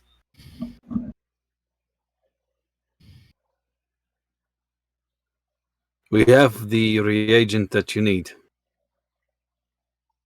Follow me. And he waits a split second and then leaves the building. Thank you. He just marches out. Yeah, he marches out and goes over to another building. This one, most of them you can see have walls that are made out of a woven mat that can be lowered and raised to allow for the cool to be run through. This one, however, seems to be pretty solid, and the door itself is solid, and actually it is the only door that you can see that is locked. He takes a moment to fumble with a key, and then you also see him move his fingers over it and drawing a sigil or something. And the door unlocks. As he opens it, you can see that inside is the treasury. It's got some different coffers in there of different sizes. He goes over to one and opens it up and rifles through it. And you can hear what sounds like the tinkling of glass, and you realize that it's crystals on crystals that are colliding with each other as he's digging through. He pulls out a decent sized darkish green colored stone and brings it over to you. Without any consent given, he takes your hand and turns it over and slaps the gem into your hand. I'll try to make it a point to find one to replace this while we're down there. In there. There. Restore our homes to their glory. Or die trying. That's probably what's going to happen. So I'll do my best. We will call it even. And with Fantastic. that, he leaves.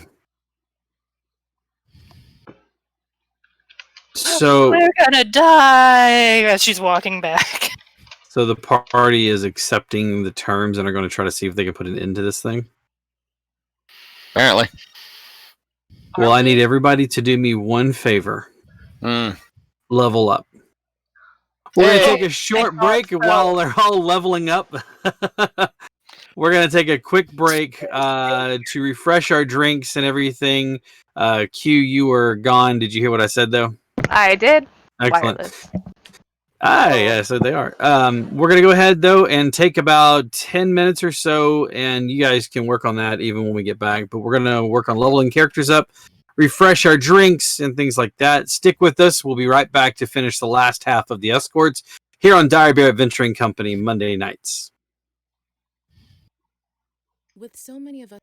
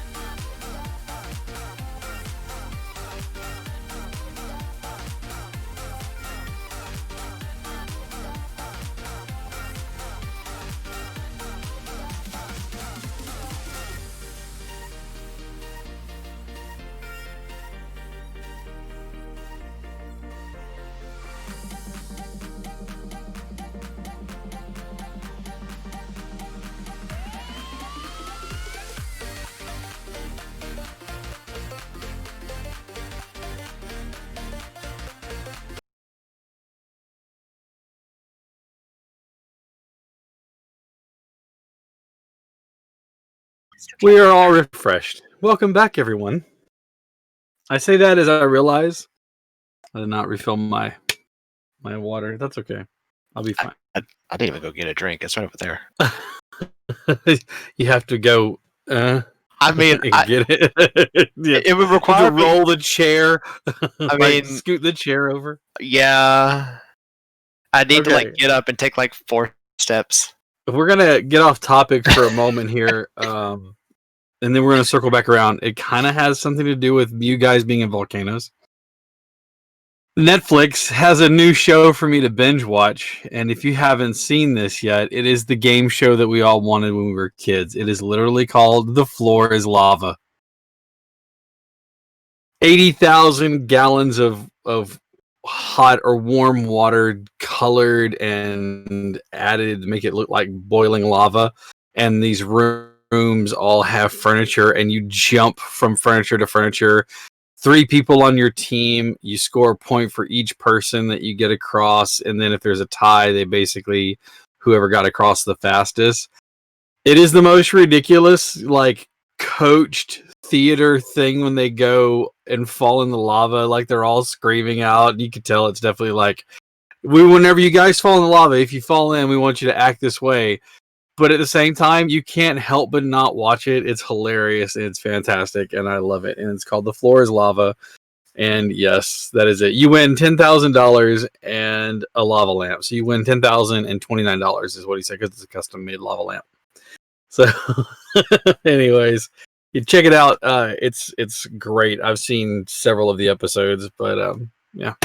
So The Floor is Lava, and it made me think of it because of you guys are going where there's lava. Because you're going where there's lava. I figure I'll give you a point each for each one of your characters that make it back. So how screwed is Kaseshi? Oh, yeah. Heavy armor. You won't know until we get there. Oh, so somebody asked me what is on my shirt. So let me go ahead and show you. What is on my shirt is Chunk from Goonies, done chibi style, and at the bottom it says "Hey, you guys," and he's got his Superman shirt on and his pirate hat and bandana. Guys. Hey, you guys. Which, even though I grew up with Electric Company, it's more memorable from this than it ever was from Electric Company. Because I never really saw the skit that came on, because that was before my time with Electric Company. So I remember, though, from this because I'd seen Goonies and could rewatch Goonies all the time. I love it. Goonies, I think, is one of the influences. It's one of the influences that got me into playing. Whenever it comes to D&D, like puzzle design and level design and things like that, I go back to the Goonies because to me it was like the perfect dungeon crawl. I need to write a Goonie style adventure where there's no enemies for you to fight, just really deadly traps for you to overcome, and the presence of the push of enemies from behind you trying to overtake you. Like, don't get caught. That'd be an interesting way to play it out. All right, so everybody's leveled up. You've taken your time.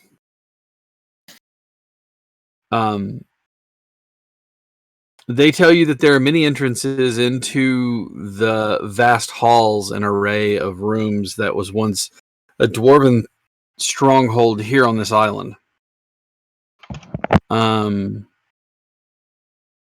They will ask you how far or close do you want to be. Now, Kaseshi, there is a concern, but you've actually been in a portion of this dwarven stronghold, and it was actually more comfortable than it was on the surface. Or at least part of it was. You do remember coming up to one section of it that was warm, like you could feel the warmth coming from the volcano a bit. They can take you to one of those the entry points to the dwarven stronghold. It's more of a question of how close do you want to be to the volcano, or how far away do you want to be?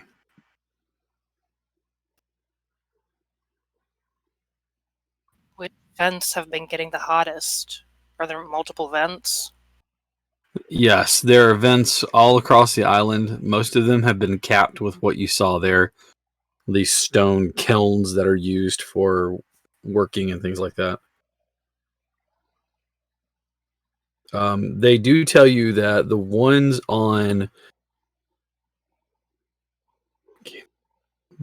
that are on the like just due. You guys are heading northwest. That means north, so that means it's east.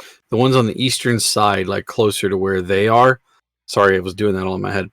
The ones on the eastern side, which are closer to their location, are the ones that would be like they would consider the warmest ones.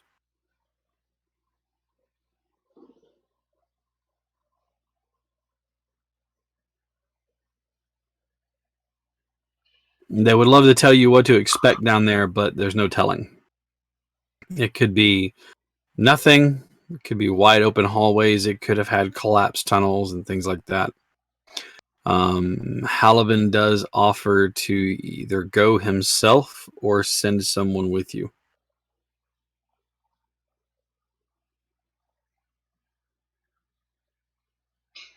I don't think a guide would be a terrible idea.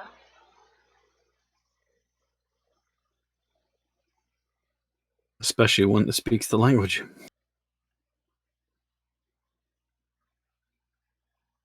Hey, Cap, when I level up, can I take proficiency in another language? Oops. So, are you taking Halivin or somebody else with you?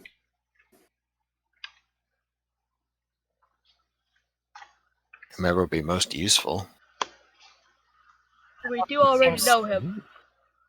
He seems to be in a place of power here, though. If something happens, do we want to leave that vacuum where he was?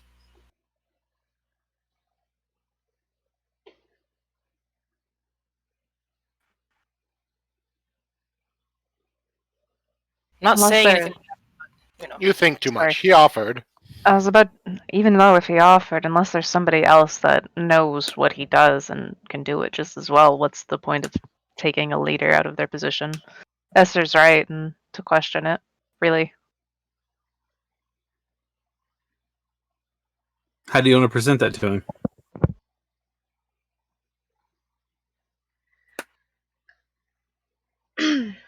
Halaven, it is kind of you to offer. However, we have seen the reverence and the approach that others give you.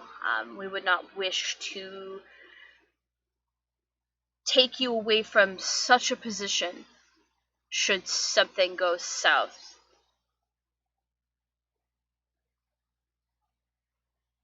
It is not that we doubt your abilities, it is more that I am the battle master here, so that is true. It comes with the particular standards. So I have my brother, Dolmer, Dolmer, Dolmer, who would be happy to guide you. Halivin for a dwarf is not, and pardon the punniness here, is not sort of short of stature. He's pretty tall for a dwarf. The absolute unit that walks up to you, though, is even more so. Standing closer to a human height of like 5'4", 5'5", he is just an absolute slab of muscle and a great big beard.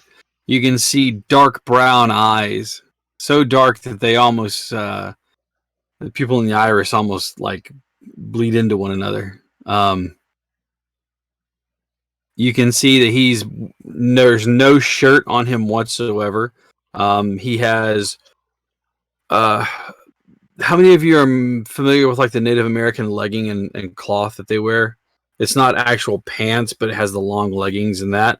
He's wearing something that's very similar to that.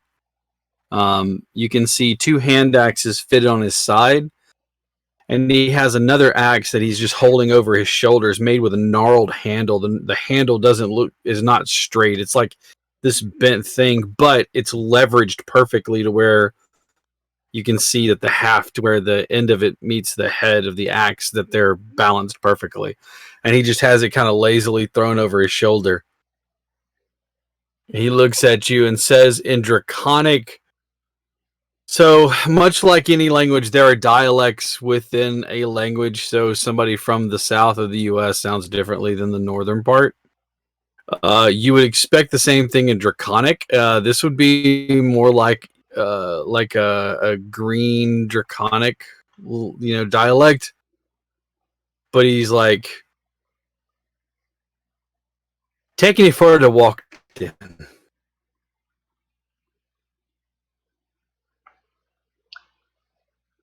Yes. Show you the way. Make sure you get safe. Okay? I can. Thank you. Yeah.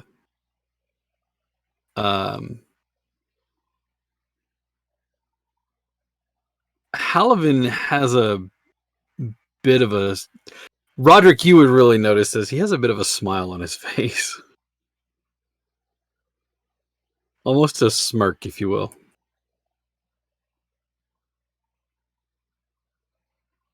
He's just like, at one point, just arms folded, just watching. He's keeping an eye on everybody, but yeah, he'll just raise an eyebrow at that and just leave it alone.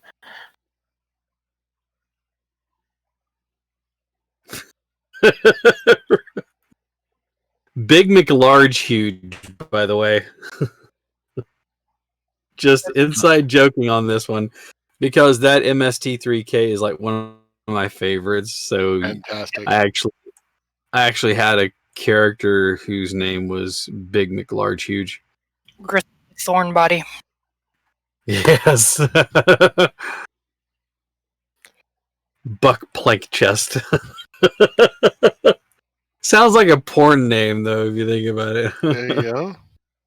To be fair, it matches up with that movie. Fair. Fair. I almost named Gordon Bob Johnson. Nice. Should have. How's your Robert Johnson doing?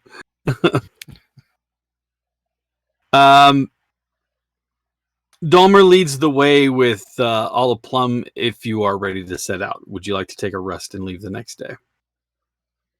As someone who would have to prepare the spell, yes. Okay. Then you leave in the morning. Ritual cast an even longer spell. It takes you 2 hours to cast it. I don't think. Well, does it say it can be ritual? Probably not. It's not Prayer of Healing, which everybody gets all excited when they see Prayer of Healing, and then I'm like, yeah, I look at the casting time, they're like, shit. I met somebody who actually had True Strike and used it unironically. So anyways, for those of you who don't know, True Strike's kind of a poorly done spell. So much potential, and then it just falls flat. The next morning, as you're prepared to leave, you can see that...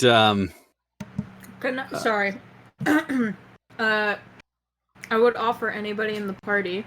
I have special things that I could... Did you make some brownies to help ease the time? God, I wish. Some special brownies. I don't know if that was Sarah looking up that quickly, or if that was Esther. Probably Esther. Like, I have to stay up and prepare this damn spell. It might as well be fun. They make you concentrate twice as hard, but the activity takes twice as long. She's giggling the whole time.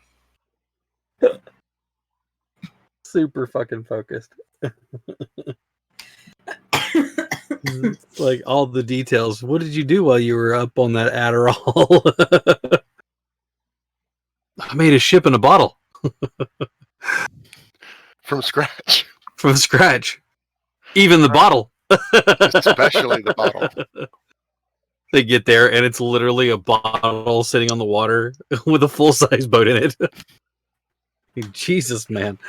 Okay, so So if somebody wants like enhanced weapons or armor, I'm here. I can do it.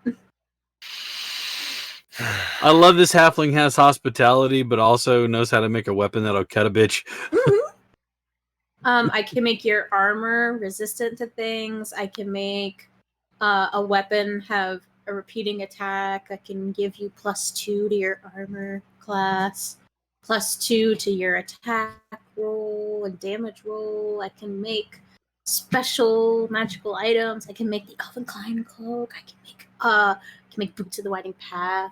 I can make you a returning weapon. I got lots of stuff going on. I think we should use it because I haven't used it yet because I forgot I could do it. I really think you've missed your calling and you should play more halflings. Said Less repeating, big boys, more halflings. said repeating weapon, and I just picture repeating dagger. It's like stabby, stab, stab, stab, stab, stab.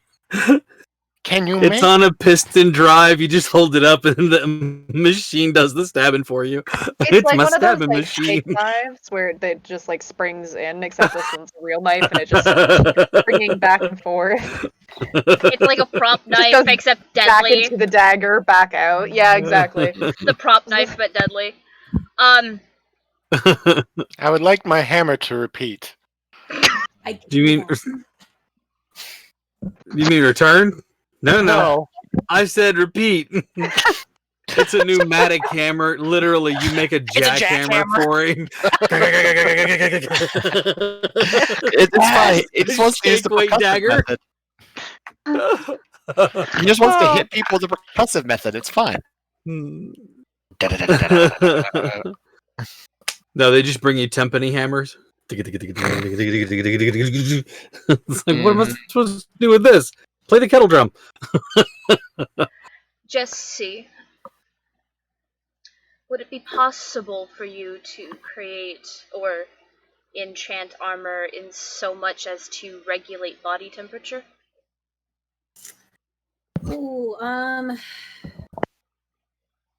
don't quite know what I could do with that. I could make you resistant to heat damage or anything like that. I suppose Answer is it's yes. better than nothing. I you think wouldn't we mind, should all Jesse. probably have that. Can we all have that? Everybody gets heat resistant armor. Yay! Gordon, do you even wear armor? Whoa. I Probably can't do four everyone. shots in. Back it up. So I say don't know how everybody long might be a little It much. takes How- a couple hours. How to do much it. of it can you make? It doesn't say. Does it? There's nothing about it moving from one to the next if you cast it on something else. It's not a cast. What it is This it's is what it's It's an creation. Yeah, it's like infusion. Forge It's an Cleric making something. infusion. So. Yeah, you have a Okay. limited amount of things that you can infuse, Molly, before you have to drop one and move to the next one. It'll probably be on your artificer table, dear. I'm looking for it, but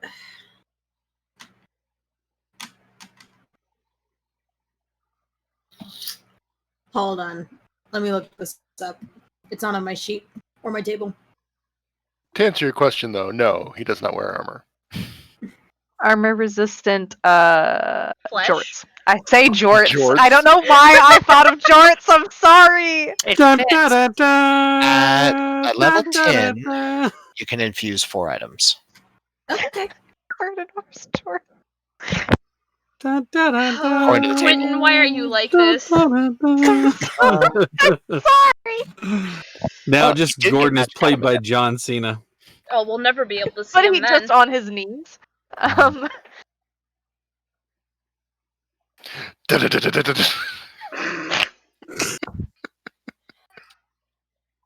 Oh, does he still get the hat and the wrist, the sweatbands? Yeah. He takes them off as he gets into. Oh, God. So while we're waiting for that, look up best idea that I've ever had is a barbarian cleric, storm herald, and tempest cleric, brawler feat and grappler feat. I'm making a wrestler who casts spiritual weapon, it's a folding chair. Beautiful. I'll agree to it. That's awesome, actually. He says, "I'm gonna bring the thunder. Oh, yeah." Oh, it hurts. I love that for him so much. But yes, I said whenever he casts the spell, instead of it appearing, what you see is the ethereal edge of an apron, and he reaches underneath the apron to pull the folding chair out. He's perfect. So this is what I found. I can't have more than one of the same infusion on other things. That's what it is. But it says I can do up to 4. Mm-hmm. But at the end of a long rest, I can do 4 more, but they have to be different. Right. So you can do heat I can resistant. do all of them. Yeah. You can't do all of them with heat resistant though. I can do one, and I'm pretty sure I can do one like One, different resistance. but you can do right. But you said it can't be the same infusion, so you could do heat resistant on one, and then I think so. other stuff. That's the way I think so. understood that. Are we talking about magic item adept? Sorry. Or the infusions. Yeah, the Any- 5-star infusions. Okay. Okay. So yeah, Steve, I thought you would have appreciation for that. But yeah, he's got the big clunky like 1980s sequins gold glasses on. Oh, I would hope so. Yeah. He has the ties on the arm, you know. Kind of a mix of Macho Man with Ultimate Warrior.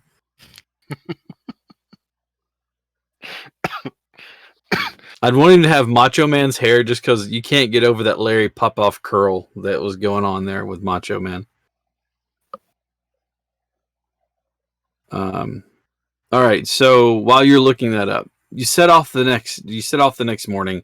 You can see that Dulmer has a small cart and what appears to be like a small goat that's pulling the cart. The cart is not super heavy laden, but you can see that it has some equipment.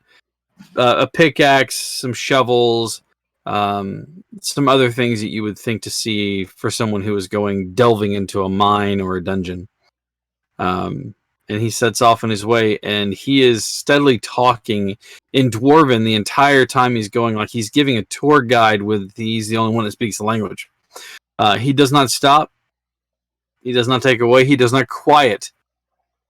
And he laughs at all of his own jokes. So it's Steve. I kid.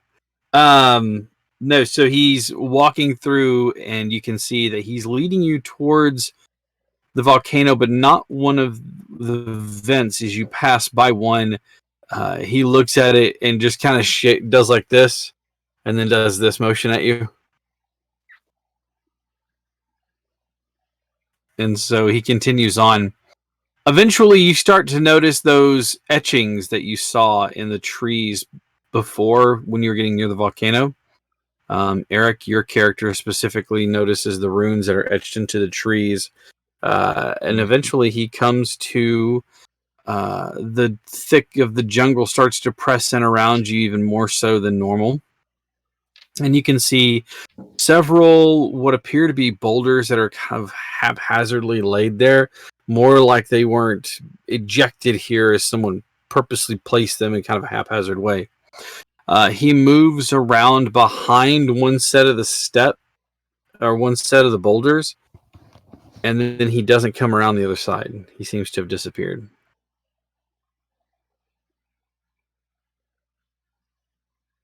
He pokes his head out from around the boulder and looks at you and motions you to follow him, and then he steps around again.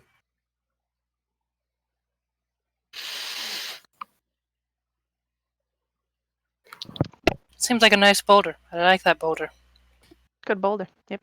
Good That's boulder. a nice boulder. That's not just a boulder. It's a rock. Stepping around the edge of the boulder, you can see that in the rock, the ground here is actually rock, and you can see a set of stairs that are wide and cut, and they disappear underneath where this boulder sits. And they disappear into underneath, and you can see that there is a stone door that's there. He is currently working on getting the door opened. He tries to push on it, and his feet start to slide in the stone, and he starts to pull on it, and it doesn't move. At which point you see him spit in his hands, grab the haft of the axe, and swing it up over his head, and strike the door, and it chips some of the stone, and then it rings in his hands, and he just puts it down for a second and does this.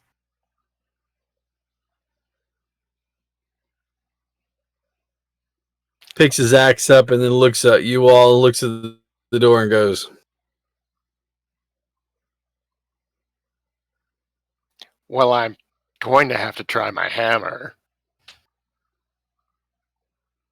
"Okay, you try to bash the door down."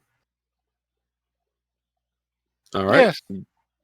Give me an athletics check. Nat 20, Total of 28.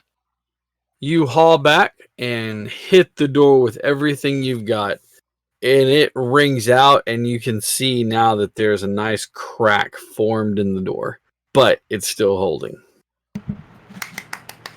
Do it again. You know, just because, and eventually we were going through the Tomb of Horrors. Do these doors, perchance, just go? Roderick's gonna try that. Just They do not just slide open. However, Roderick, your perception is a 22, right? passively, yeah. You notice there are no hinges on this side of the door, indicating that it what? It's an exit. Well, that it swings in. Yeah. For those of you who don't know, if you see hinges on the outside, it swings towards you. If you don't see hinges, it swings inward. He's gonna put his ear to it, sort of walk by and like knock the stone Mhm. to see if it's any heavier on one side, like it's weighted to one side to swing. Yes, actually, it does. If you're looking at it, it swings open on the right. So the opening is on the left. Okay. He'll go over to the left and just. Okay. It starts to budge a little bit. You realize that this door is way heavier, or there's something behind it, or something along those lines. But give me an athletics check as you're pushing on the door. Dirty 20. Okay. It does move a little bit, and you can start to hear something breaking behind it. Like, not metal bending or bone breaking, but like rock crumbling. Let's not cause a cave-in before we're even inside.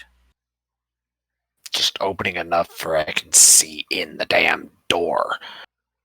Give me one more athletics check.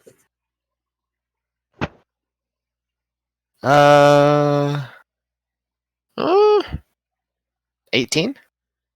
You're able to get it open just enough where you can kind of start to peek inside. Mm-hmm. So what it appears to be is that this was once a shaped hallway, and a lava flow like shot down here and then receded quickly, and as it cooled, it left behind that volcanic rock that you guys are dealing with across that cliff face, which is why it's starting to break. You realize that it's not going to cause a collapse in this tunnel, but you do need to break open some more of this rock for you to get the door open to reach inside an eldritch blast. Huh. Lava. Funny how that works around a volcano. Well. Okay. One more time then. Athletics. 19. Okay, you're able to shove it enough to where you realize you can probably squeeze your body in. Mm-hmm. And Rolled a someone 12, who a is 10, and an 11. Someone who is small enough to go in there with you. Mm. Oh, definitely. He grabs the barbarian, just literally just Hello. just walks in. Did you just master blaster the barbarian on your back there? Basically. Full run Town. All right, so got a gnome on your back. Not for much longer as he hauls him in and just drops him. Starts All right. smashing. Inside you can see the volcanic rock that blocks the door off, and yes, it's brittle and it breaks easy. So you smash through it with no trouble whatsoever, and eventually you're able to swing the door open enough to where everybody can come in, including the cart and the goat. Mm-hmm. The hallway that lies in front of you seems to go on for quite some ways, but you can tell that it's only a mere 40 feet before it ends in glistening. Well, it's not glistening. Before it ends in a set of onyx doors that give the illusion of being dark that carries on down the tunnel.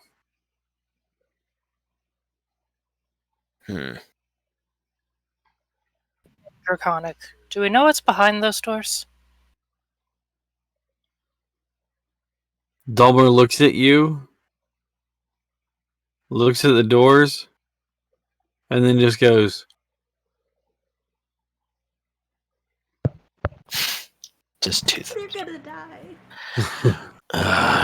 He'll walk Sounds like over to fun. the doors and just try to listen. perception check. Just like that.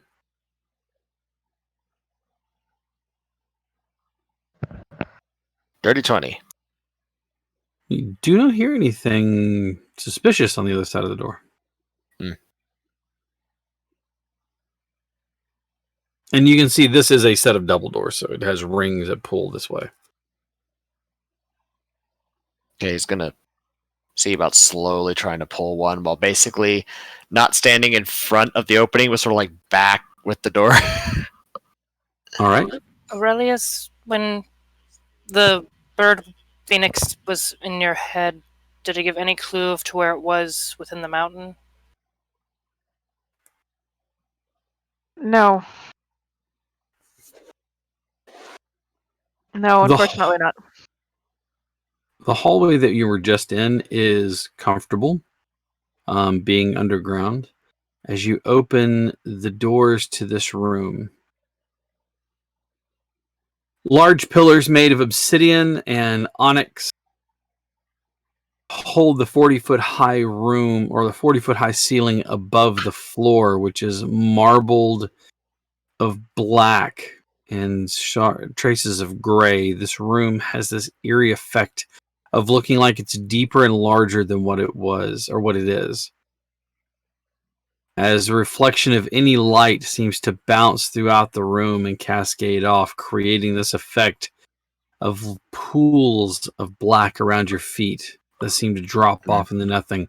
And above you, it almost seems like an endless sky devoid of stars. Void of stars. Does anybody not have dark vision? Human! Halfling. What is your light source? I have the light spell. Bing. Or cantrip. Bing. Right on your thumb. I don't know if it'll make a difference, but I have dark vision up to 150 feet. Somebody's gonna hold my hand. I'm gonna get lost. Up. Up. Up. Uppies. How tall The is most Jesse? drunk baby you've ever met. 3'4". The How tall drunkest baby. Yeah. How old? Oh fuck. How tall is Gordon? 4 foot. The perfect height. Does Gordon have dark vision? Gordon can hold her 120 hand. feet. Gnomes have dark vision. Mm-hmm. And if he were a Deep gnomes Verfneblin, have further dark I was vision. to say, if he were a Verfneblin, he would have even further, I'm which is 120. 34 years old. Also, I I didn't forgot realize Gordon. halflings have the fucking lucky trait. I could have re-rolled that natural one. I forgot that you were playing as a Verfneblin. As someone who played a halfling for like half a campaign, I totally forgot Lucky too. So Yeah. Well, good news. You've unforgotten. No, it's Right gonna be up gone until by we next go week. back Throws to the face playing for, like, Zora, 5 minutes. and then she'll forget again. Unlike the last hallway, this room has a bit more warm air in it. And as you are looking around, you can see no discernible doorways, but you start to see a flicker of light reflected in all of the surfaces around. A soft glow. Is it Escorts? What are passive perceptions again? Goes Kaseshi. I almost said Zastari. 14. Kaseshi. 13. 14. Aurelius? 16. 14. 16. Esther? 13. I'm sorry, one more time. 13. 13. Okay. Jesse? 11. Okay, we know 22 for Roderick Steelygaze. Otherwise what known as about Dummy Gordon? Dick. What about Gordon? Also 11. Okay. Roderick. Save us. And who had a 16? You did? Aurelius. Okay. You two can also hear the slight scuffle of what sounds like metal or metal chain. That seems unnatural. Interesting. What an uncomfortable Any idea sound. from where? Yeah, but not in this hallway. This is a big room, like 60 by 60. Mm-hmm. And again, you can't really make out, determine, or see any actual doors. But you do hear that sound. It seems to be coming from the far left quadrant, but then again, it could be the far right one. Okay. So like, it's either off to your right but ahead of you, or off to your left but ahead of you. Hmm. The light reflects off of the surfaces, but it seems like the heaviest illumination or illumination point would be off in front of you to your right, though.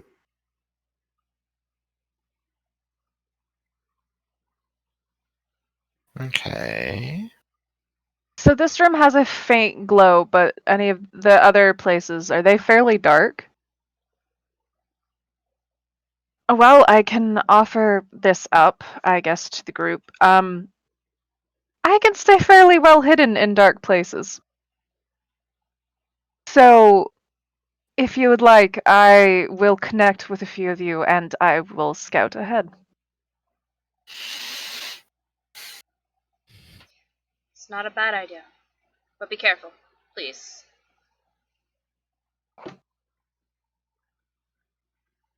And behind you, you can see a very nervous Dulmer who is clenching his axe You're doing and great, looking sweetie. back Don't and worry forth. about it. How's the goat holding up? What's that? How's Is the the goat holding up? Goat holding up. Goat's oblivious to whatever's going on. It's sweating. Good goat. Decent goat. All right, so you're sneaking off. What's your stealth roll?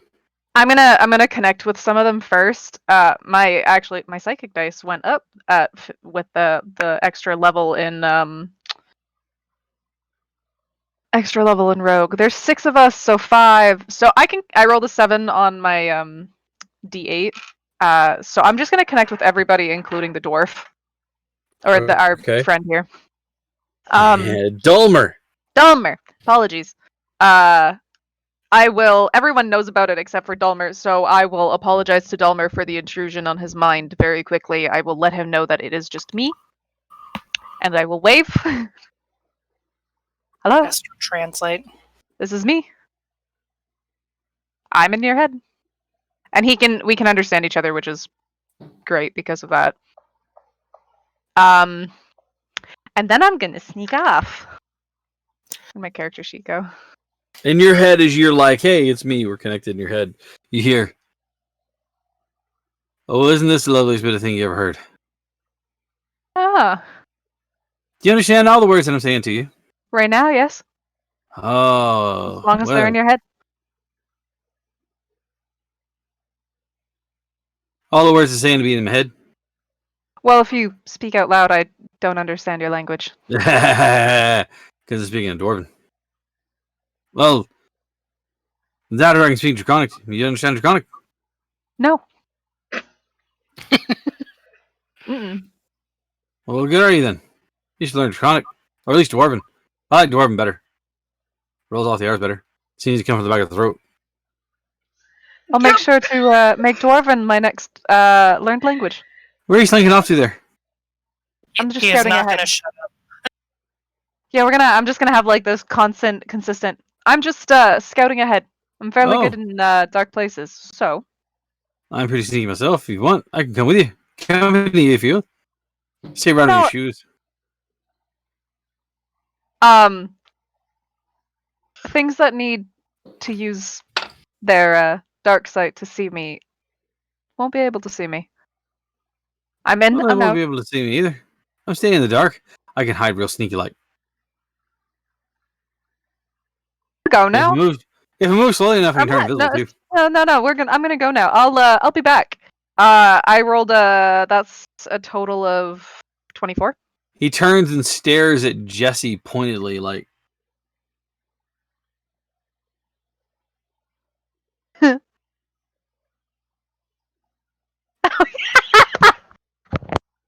I didn't tell him it was only with me. So he's like, and then all of a sudden he goes. Did you want some? What are you holding up? A flask? Yeah. Kiseshi will translate. Or not. If she sees her like going to translate, she's like, no, it's more fun like this.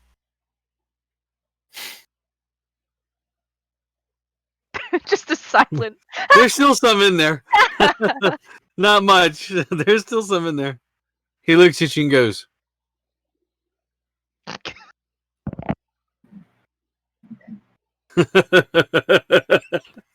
Aurelius is not telling him that it's just with me, and he's gonna let him keep trying. It's fine. He comes back, he just sees him staring like this at somebody.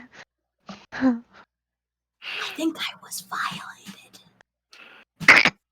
By Oh what? my goodness. I Aurelius does let everyone know that he's connected with them Okay. as well before he leaves, but What is your stealth check? 24, sorry.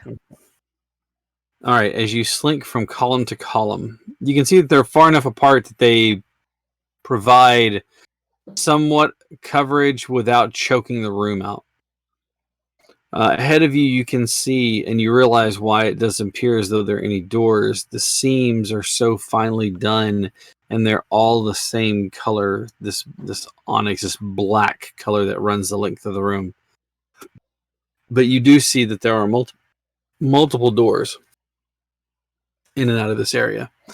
As you continue on through the room, you can see that there is a set of stairs. There are a set of stairs on. Try that again in English.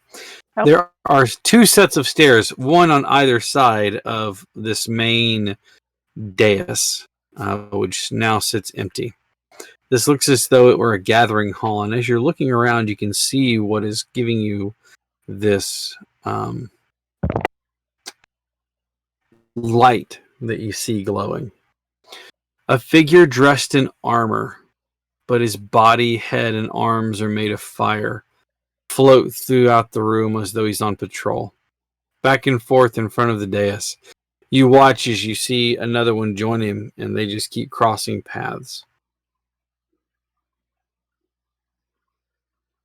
I'll link up with everybody, passing along the same message. There's people, or there's something patrolling up here, it seems. Two consistently cross paths. Yep. What do they look like? Well, they've got some armor, and then their arms and head are fire. Mm-hmm. Does trigger anything with Roderick? Give me an Arcana check, Roger. Is it a Fey, Fiend, or Undead? It is not. Okay. So straight roll it is. 12. Okay.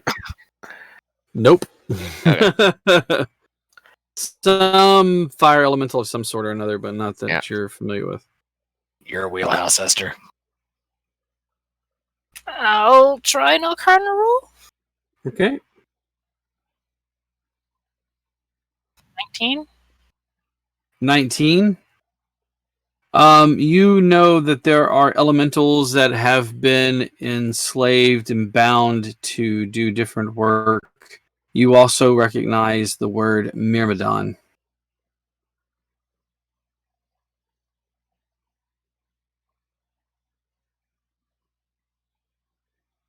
I'll pass that on. And that is Myrmidon, Myrmidon.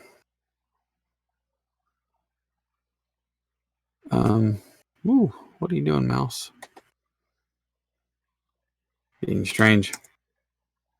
Eventually you watch as they cross paths one more time, and the one that you think was originally down there pathing goes up the other staircase and leaves that one by himself. About 2 minutes pass, and you see another one come down the stairs on the right-hand side. Exit. And the other one goes up. And the other one goes up. Correct. So they kind of swap places. So a consistent pathway, cross of patrols. Mm-hmm. We have a pattern, ladies and gentlemen. That is correct. Counting out just time with your heartbeat and things like that, it appears to be about every maybe minute and a half. You watch as one goes up as another one comes down. They make several passes and then do the same thing. It's only a minute. Doesn't really give us time to sneak past them. At least not all of us. Some of us probably could, but not without being seen. Or, in some of our cases, heard. Clink, clink, Looking over at the fighter. All right. So, your first real obstacle appears to be this. You can see the set of stairs. You see about, 6 doors? I believe so. All around the room, different sizes. Yeah. Or not different sizes, but different locations. It looks like they lead off into other rooms and antechambers and things like that. Which way do you want to go?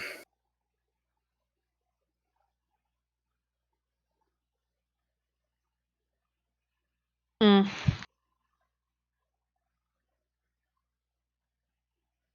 Let's try going towards the left first. All right.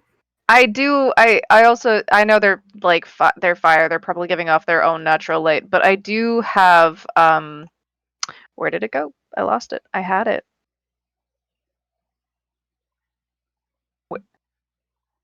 I lost it. Hold on. Why is it? Basically anything that is trying to see me using their dark vision can't. Mm-hmm. It's part of the ranger archetype I took, but for some reason I don't have it pulled up anymore, so I will go grab it real quick. As you are watching, there is the sound of one of the doors being opened, and this is audible to everybody in the room.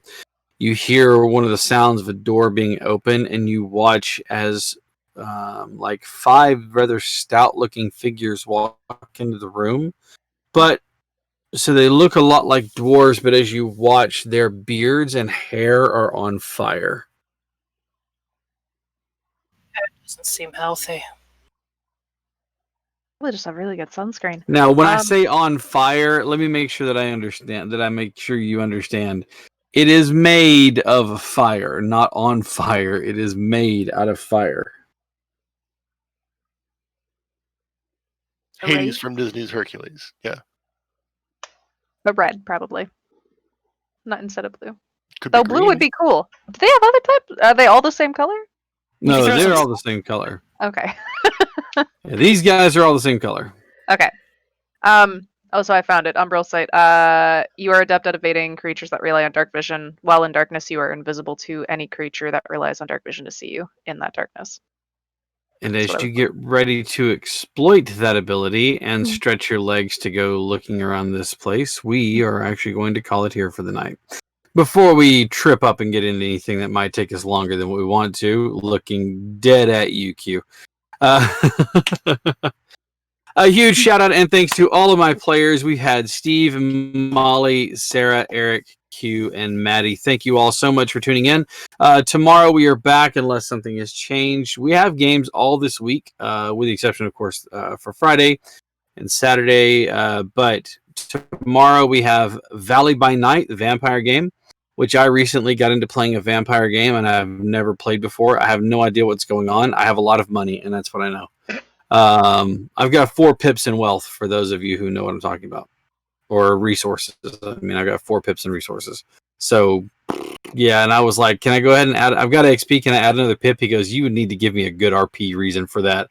I said, I invest my money well. He goes, I don't think so. But I am worthless in a fight. I can tell you that much.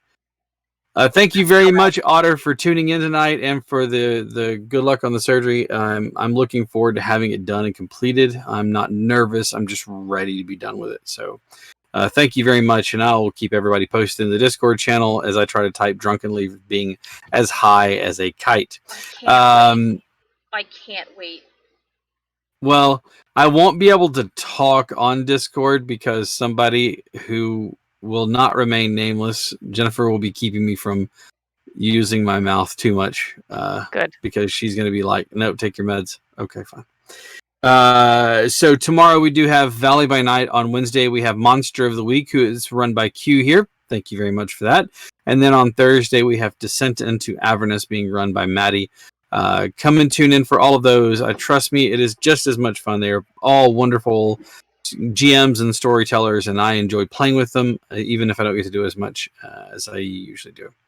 But thank you all so much for tuning in and all of your support. If you'd like to, you can donate here by purchasing a subscription, or you can donate to our Patreon, where we do have the Valley by Night Session 0 up for patrons in the $10 tier or higher. Again, none of it is required. We just love bringing the show to you. But in the meantime, you guys take care of yourselves. We will see you not next week, but the following, as we take a small hiatus for the holiday and to recover and allow some people to move, which we want to say out loud here. Good luck in your move, Miss Molly, as you are taking a big step to move a long way away from where you are now. From the state with the best coronavirus progress to the worst. Well, I mean, I guess you could look at it as best. It's best if you're looking at numbers gained. It's That winning. is true. There's some things you Winning. don't want to be first. Sometimes you just want to lose, and this is that case. Anyways, thank you all so much for all your support. You guys have a great night, and we will see you all later this week and in a couple of weeks if you're here for Monday. Good night, everyone.